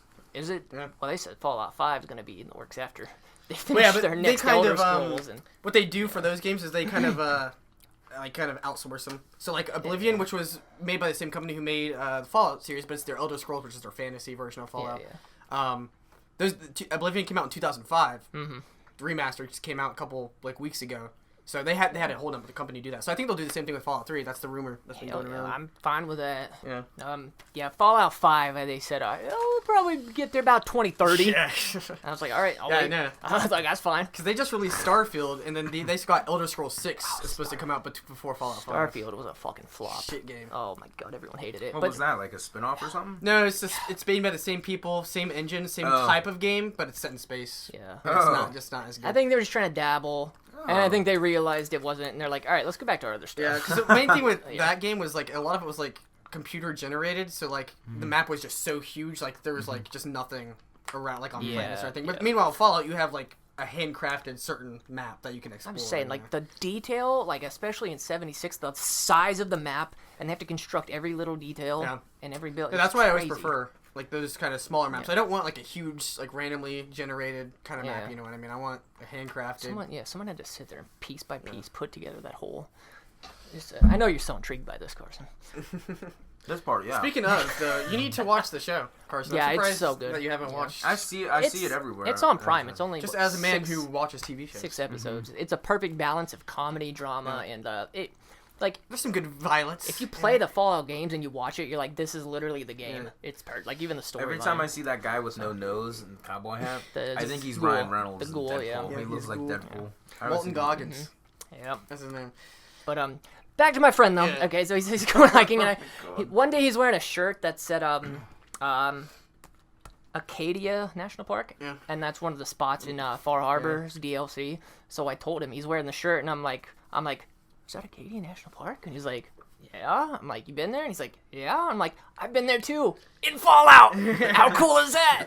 And so I texted him though after this whole Appalachian Trail thing was going down, and I already told him, I'm like, listen, once you get on the trail down into the West Virginia area through that part, I'm gonna need you to text me every big landmark or historic location you go by, and I'm gonna tell you if I've been there in Fallout or not. I was excited by this. And literally 10 minutes later, he's like, I almost died on the first day. I'm coming back home. And I'm like, oh my god. I'm like, you just gave up 5 months of your life. What happened? He said that I guess in Maine that day happened to be 95 degrees and super humid, and the very first part of the trail is very bouldery, and there's a huge. His goal was he wanted to reach each campsite, quote unquote, and the first one was very far, and the amount of hiking he had to do. Right. He was about to have a heat stroke or whatever. Oh my god. So he was like, yeah, I went back to a hotel. I'm gonna fly back home tomorrow and figure something out. And I'm like, you just basically requested off work for 5 months. So what are you about to do now? And I was like, if you get if you want to come back and get another job, that should not be hard. Anywhere pays better than here. That'll be all right. And he was like, no, I'm probably just what I'm gonna do is I'm gonna recondition myself, kind of train and maybe do another trail, a smaller one, in Florida or something. And I was like, you thought Maine was hot, and I'm sure Florida's probably gonna be, but yeah. And that's kind of all I really heard from him. I was more so disappointed. Everyone at work was kind of just laughing at the fact you didn't make it one day. Which, first of all, would we? No, probably not. Yeah. But second of all, my first thought was, I was like, dude, I was really looking forward to hearing about these Fallout spots, man, because there's so many in that game. Anyways, that's my Fallout video game story. But the show, I don't even remember what I was talking about with the show. Season 2, right? Yeah. So they they're playing out the whole story with Dr. House, and I was talking about how the game went with Dr. House. So you kind of there's a lot of different paths that the game can go on, and in the timeline that's set because they pick a canon ending. Right. So I think my brother told me, and I think he said the Fallout show timeline takes place after all of the Fallout games. So, and like Fallout 76 is like 35 years after the bombs fell. Yeah, it was really early. Which is awesome because that's why there's so much like green grass. You don't see that in the other games. And also because the Appalachia area didn't sustain too much nuclear radiation. Yeah, not very much but that's besides the point. Sorry, Karsen. They got a lot of, what's it called? Radioactive drift, though, right? Yes. Oh, yeah. So, it's like the lore. That's like, when I explored, like, the actual, like, bombing site in Boston in Fallout 4, it was, like, the coolest. Sorry, alright, I'm done talking about the game. The glowing sea, dude, yeah. Yeah, it's awesome. But, so House, though, so obviously they go with some form of ending. The ending where he doesn't die, where you don't kill him. So I assume, the courier, the player character, sided with House, probably. Essentially, yeah. So that brings up some good points, though, because, like, my brother asked, too. He's like, the courier, is he going to play a role in the storyline of the show somehow? Like, that would be... They have to mention him, at least. Especially if they're in New Vegas. It'd be so interesting to see how they, like, integrate it with the game.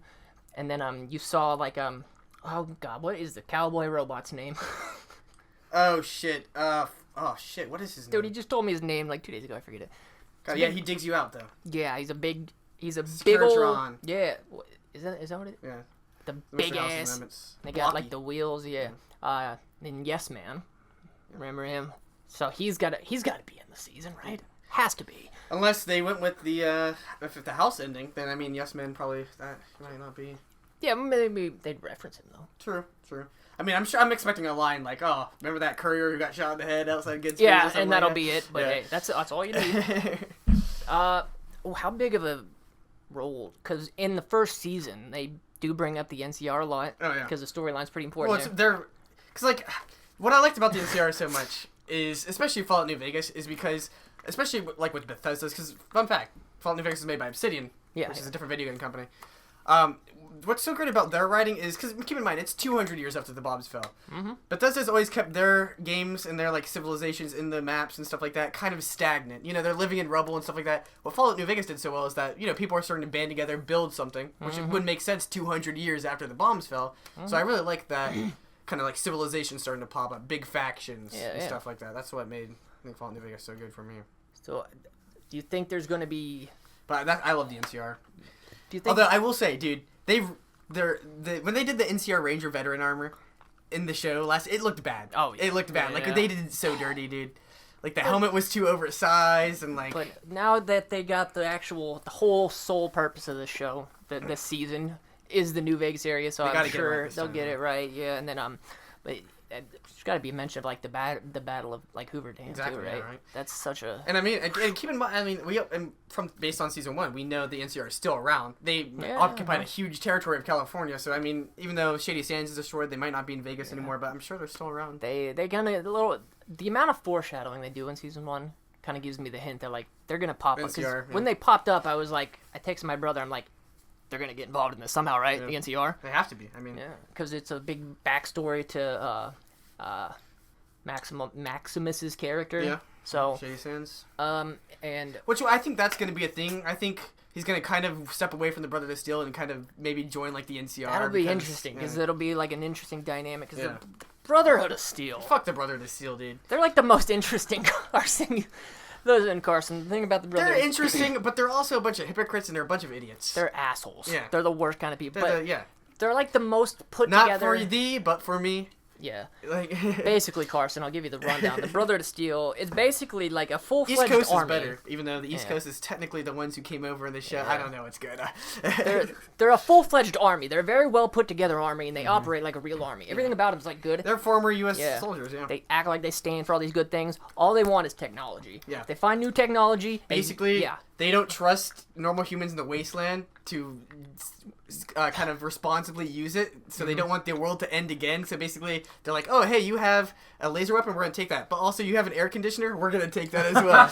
And it's like, if you say no, guess what? We're just gonna kill you. Crowd sniffers. But it's like an army though, so it's like you can't like. you'll either give it to them or you die. Again, why I like Fallout New so- Vegas so much is they make their brother still take a back seat in the game. Yeah, oh, that is, I never really even kind of thought about that, but it's true, yeah. They're kind of not even in the, They have nothing to do with the main quest at all. no. Alright, this is my last question about the story, though. Another faction that I'm curious about. Great cons. No. No, well, they might be in there. They're kind of a smaller one. Yeah. The Enclave. Oh, good point. Because I still never fully brushed up on their... I don't know if you know. are really into Warhammer 40k at all, or if you've heard of that. I've heard of it, but I never played But it. one of the tropes is... Oh, it's always Chaos Demons is every problem. That's how I feel about the Enclave. Every problem in the Wasteland, oh, it's the Enclave. You don't even have to... They're always behind it, you know? And they did bring it up in the first season, too. That's they true. bring up the But that's what I Enclave, mean, so. is like... You know, Fallout 3, Fallout 1 Enclave, Fallout 2 Enclave, Fallout 3 Enclave, Fallout New Vegas, not really any Enclave, Fallout 4, not really any Enclave. But the thing is that the show makes this big moment. It also just goes back to the Enclave. So it's like, come on, man. Let's They're make a very new historic. villain. I feel like they're kind of overdone. Yeah. You know? Fallout 3 is kind of like the main. Like, that's where the Enclave kind of show Fallout up, and 2. then, yeah. Frank Horgan. Yeah. No, the 1 and 2 were so far in my brain that Yeah, I it's know. hard to even... I know. They are not. They don't hold up as well. But the writing and the stuff, it's just hard to play them. You know? Yeah, just it's the style of game in Yeah. the first two is like the what do they call that? CRPGs. Yeah. Computer RPGs, Yeah, those. Which I've been pretty into my entire life. Like, kind of the top-down, kind of more Yeah, I like could party never, building kind of games. But yeah, so when do you think they bring super mutants onto the show? well, they did do that one hand kind of tease, right? It was like underneath, like it was in that Enclave facility, and like the hand kind of like falls underneath that, and it's like this green hand, this big. Oh, when was Season that? one? I'm gonna have to go back and rewatch before I the swear, new but season's it out. was like real quick, but it was like in the Enclave Yeah. facility when that one dude's like running away with gonna dog have to- meat. Yeah, no, I'll have to look back because I think the FEV Carson, You're talking about the show or the game? Both. both. Okay. They're all Forced evolutionary virus. Yeah, it's a huge. Yeah. I'm trying to figure out what's going to go on the thumbnail. Yeah. So I just want to make sure I get the right You should do the character. power armor guy, the classic game, like the one on the right there. Yeah. Oh. But when I talked to my brother about it, though, he said, like, the super mutants and, like, the FEV that's, like, a whole storyline. That could take up a whole season. Oh, yeah. Like, you dedicate a season for that. My you main know? thing, because it's been kind of tough adaptations, video games, not only to movies, also to TV shows. Yeah. But one of the things is, and what Fallout did so well was, you take the universe of the game, and then you don't try and recreate the game's plot. You just Right. make a story set in that universe with Yeah. the original characters. And Yeah, that and works you so could, much yeah, better. and you could go on, like, so Exactly. many... You can build so many storylines from it, Exactly. Like, and they don't... Yeah. one of my favorite game series of all time is Mass Effect. And that actually just got announced that they're going to be making a TV show. Really? Amazon Prime's also doing it. Oh, So I'm shit. hopeful Okay. that they do the same thing. They just set it in the Mass Effect universe, and they do their own story instead of trying to follow like Shepard's story. You know, like that'd be really cool. Yeah, and that's... they've already renewed season. They've already got the season 3 in the works, too, so that's the best part. What's your take on Ella Purnell? I do love Ellen Purnell. She's great in Fallout. She's extremely attractive. Hell yeah. I did not like her in the zombie movie that Zack Snyder directed. I forget what that was called. That's true. She was in that movie. She was. It was like Army of Darkness or Army something. of Dead or something. Army like of the that. Dead. Yeah. I've seen That her is- in nothing. That's right. She was in that Yeah, movie. dude. Other than Fallout, I've seen her in nothing. Isn't she in Yellow Jackets? Maybe I haven't watched that show though. My brother was watching it, but It's kind of like that's kind of like Lord of the Flies kind of thing, right? Where they're like trapped in the wilderness. I know that's the gist of it, but I don't. My brother watched it. He's like, "You should watch it." I'm like, "I'm probably not watching it. I'm probably not watching it. I'm sorry."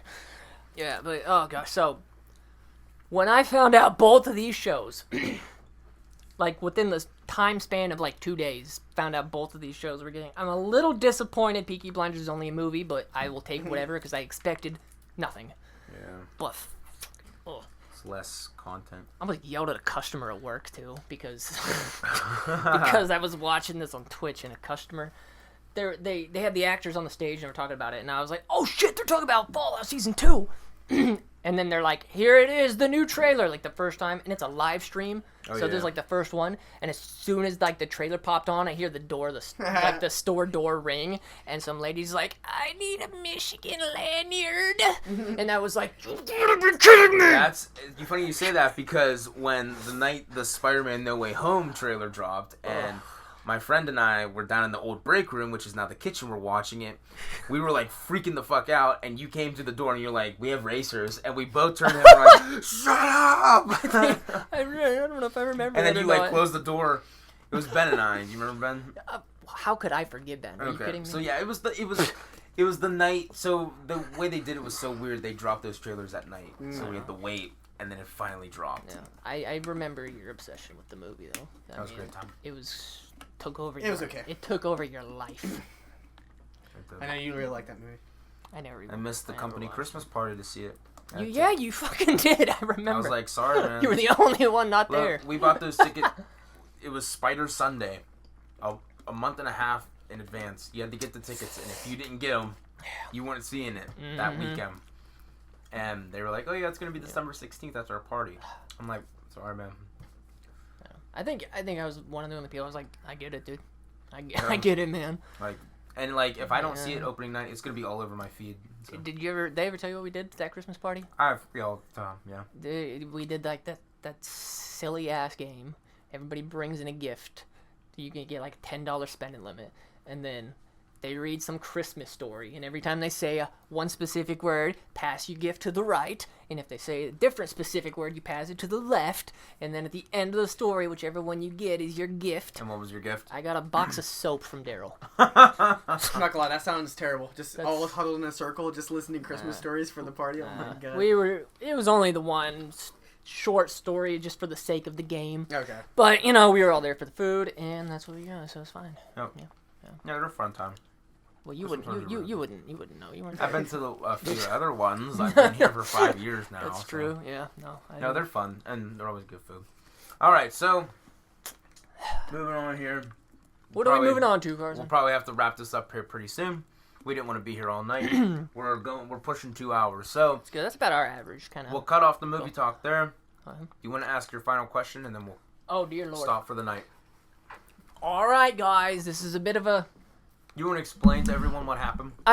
So if you didn't watch our last episode, and I know most of you didn't, I see the numbers, but sorry. We did our Chuck.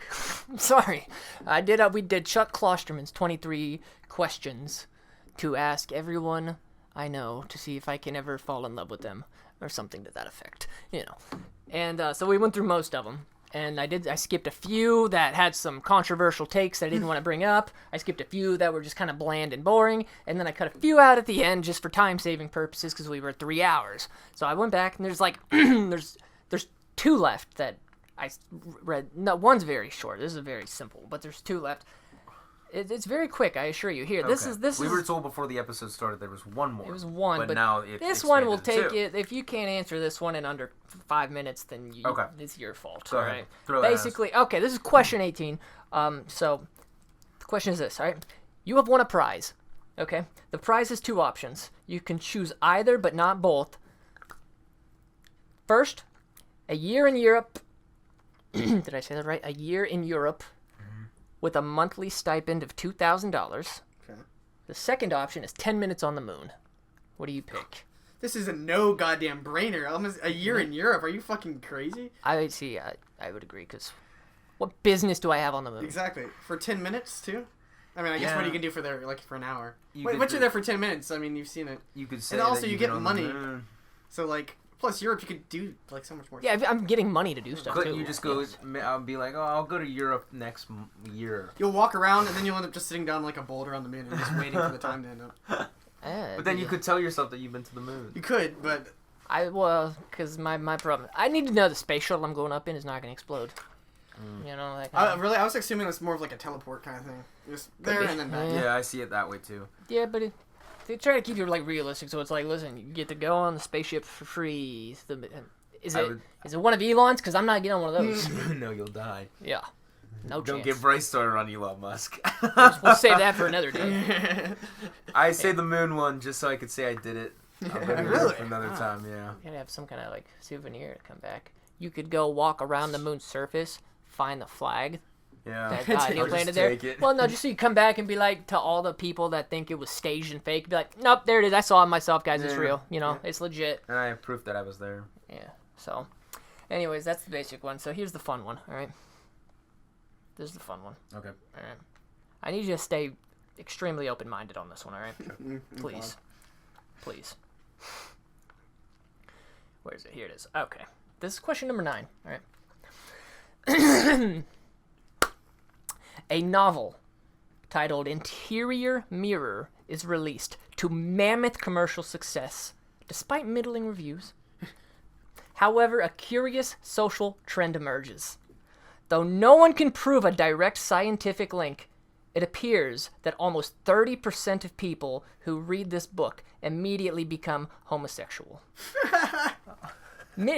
Now let me go on. Many of the newfound homosexuals credit the book for helping them reach this conclusion about their orientation, despite the fact that Interior Mirror is ostensibly a crime novel with no homoerotic content and was written by a straight man. Would this phenomenon increase or decrease your likelihood of reading this book?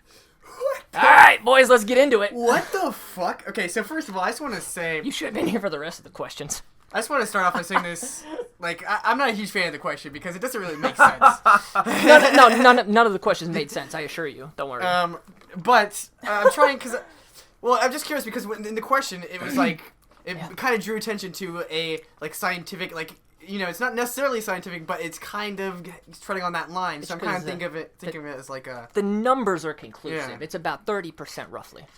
And I had a lot of questions come up in my mind. First of all, now here's the part that intrigued me about this question. Right?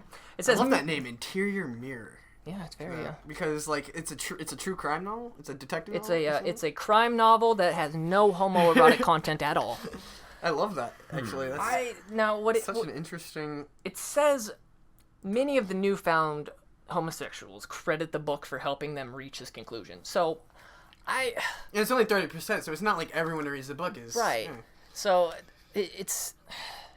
Yeah, you know what? I'm gonna start off by saying, you know what? Fuck it. I think I'd read the book just because I'm confident enough in my own sexuality that I'm not gonna turn gay because of a book. Could you read it again and switch back? Oh, that's a good question, actually. I mean, I guess you got a 30% chance. You don't get mind wiped or anything, do you? No, it's because that's what I'm saying. All right, so the numbers they're getting it from are these. When I asked this to my friend at work, because I asked him these because we were bored, and they said like, all right, out of the people that have read this book, do we know the number of people that like read it? True. That like going. But you said mammoth cells, right? Yeah, mammoth success, but like the number of people that read it that were in the current state of mind of questioning their own sexuality. True. That's actually a good point. Because maybe those are the only people that have come forward and said, like, this book did it. And also, here's my second question. This is the main question. Like, why did they not ask these people why? When they said they credit the book, I'd be like, okay, what do you mean you credit the book? What about the book are you giving? Because it's detective or like what? It's not these people saying like, I don't know what happened. I just was afterwards gay. Like, no, it's literally they Something said in the book. They credit the book. So if they're giving credit to the book themselves, like, why are you giving credit to the book? What did the book do that changed something inside you? You know? Yeah. That's what I want to know. Those are my questions. And going off that, I think to answer the question, I think I'd probably give it a shot. I'd probably read it just because I'm interested in the fuss. Number one, I'm confident enough in my own sexuality. I don't think I'm in that kind of state of mind where I'm questioning it. Second of all, or third of all, I guess, I really don't think. Well, I really like the name Interior Mirror, and I like how it has nothing to do with like a homoerotic book. Yeah, it's a crime novel. Like, you know what? I would read the whole thing because just there's something wrong with that book, man. My sheer curiosity. Yeah, my sheer curiosity. Being gay is a curse, Karsen? No, I'm just kidding. I'm just kidding. I'm just kidding. We're not homophobes here. Glad we clarified. No, if that were the case, I wouldn't read the question. But yeah. But no, it's a good. It's an interesting one. I was not expecting quite that. Oh, I know you weren't. Yeah. I would read it, yeah, because then you could always go back if something happens. 30% chance. You think that you don't know that. You have a 30% chance. Yeah, that's not a guaranteed fallback option, Karsen. I'll keep reading it and see if it works. Well, the question is, do you have to like open the book, or do you have to make it through the entire book before that percent chance kicks in? I think you gotta finish. Okay. Also, so when I read the entire book and I close the page, is it just immediate? Yeah. Like, I close the book, I read the last word, and it's like, wow, I do like guys now. Or is it like a slow over time? You start to question. You're like, shit, am I questioning it? Like, it would just be again, my sheer curiosity, like, I would want to read the book just to see, like, how. I'd be like, there's got to be something in this book somewhere that does something. Like, I'd have to read through it all and be like, maybe this is why. Or just looking for answers, you know what I mean? And then, you know, and I made this last point over, too. It's like, if I read this whole book, all right, and it does change my sexual orientation, I think if that were the case, I'd probably be fine with it. Right? I mean, you'd probably be a happier person. If I finish the book and I'm like, cool. And then I'm like, changed my life. I'm like, wow, I do. Like, I am, like, I'm not going to be like, no, I promised I'd never be, like, you know, it's just like a, it's like a, all right, that's kind of. Yeah, that's what you said. I feel the same. Yeah. Like, you would just be happy. That's what I'm saying. Be happier. Like, and that's why they put in the question that the people credit the book, because it helped them find, like, their. That's why I know what this detective goes through now. Yeah, I want to know the premise of the book. Like, let's just. What about a film adaptation? Does that have like a 30% chance to turn you? Now these are the real questions. Do they? I think the fact that they found this out means they need to make a movie adaptation just to see what the hell would happen. Exactly. Yeah, and it would be kind of an experiment. You would see if the movie does it have to be like a novel form, like in order to have that effect, or can it be a visual? Carson, which director do you put on this movie? This is an important question. Critical. Dennis Villeneuve. Him or Christopher Nolan. Christopher They're both Nolan. very similar. Well, at least, yeah. See what Christopher Nolan could do. No CGI. Man. No CGI, IMAX That's screen. just, yeah. Like, the full experience, man. Like, you're really trying hard. Honestly, I'm expecting from this movie, like, something like Prisoners. Just a little bit more, I guess, homoerotic. Yeah. But there's no homoerotic in the book. Exactly. Christopher Nolan could do that. He could finish the movie and be like, wow, that had nothing to do with how I'm feeling right now. How do you do it? But I'm feeling it. Yeah. He's very good at, like, levels, or layers, I should say.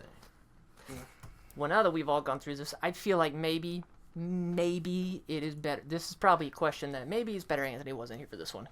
Because I can't imagine what he would have went off of on this one. Well, we'll ask him one day. I'm curious what his response would be there. I am curious, but I'm also scared of what it would be. So I don't know. But yeah, so I just wanted to. I read that one and I was very like, nice. I was like, I can't leave that one unanswered. Yeah, cool. that's a good one. That was very good. That was good, Brandon. Is that how we're capping this off? I think that is. Oh, that's awesome. That was a good time. It was a lot of movies, a lot of interesting movie talk. Yeah, I love the movie talk. Sorry, you kind of blocked you out there with the Fallout. It's okay. I felt like he was kind of like that with the Jurassic World stuff. It's like. But you guys got it out of your system. Yeah, we were talking about something in one of the previous episodes, and you were just kind of. I think it was when we were talking to Lexi about something, and you were just tuned out. You just tuned out. Oh well, what are you gonna do? That happens. I'm still here though. Yeah. But good talks. It was a good, quick little round in that game. How many of those fucking candies did you eat, dude? Oh my god, there's wrappers all over his desk. Oh my gosh. That just about does it for this episode. Thank you, Bryce. Yeah. Thanks for having me, guys. It was a blast. Oh, yes. Absolutely. It was a good time, and we'll see you next time. You want to say bye, Brandon? We will see you next week. Bye-bye.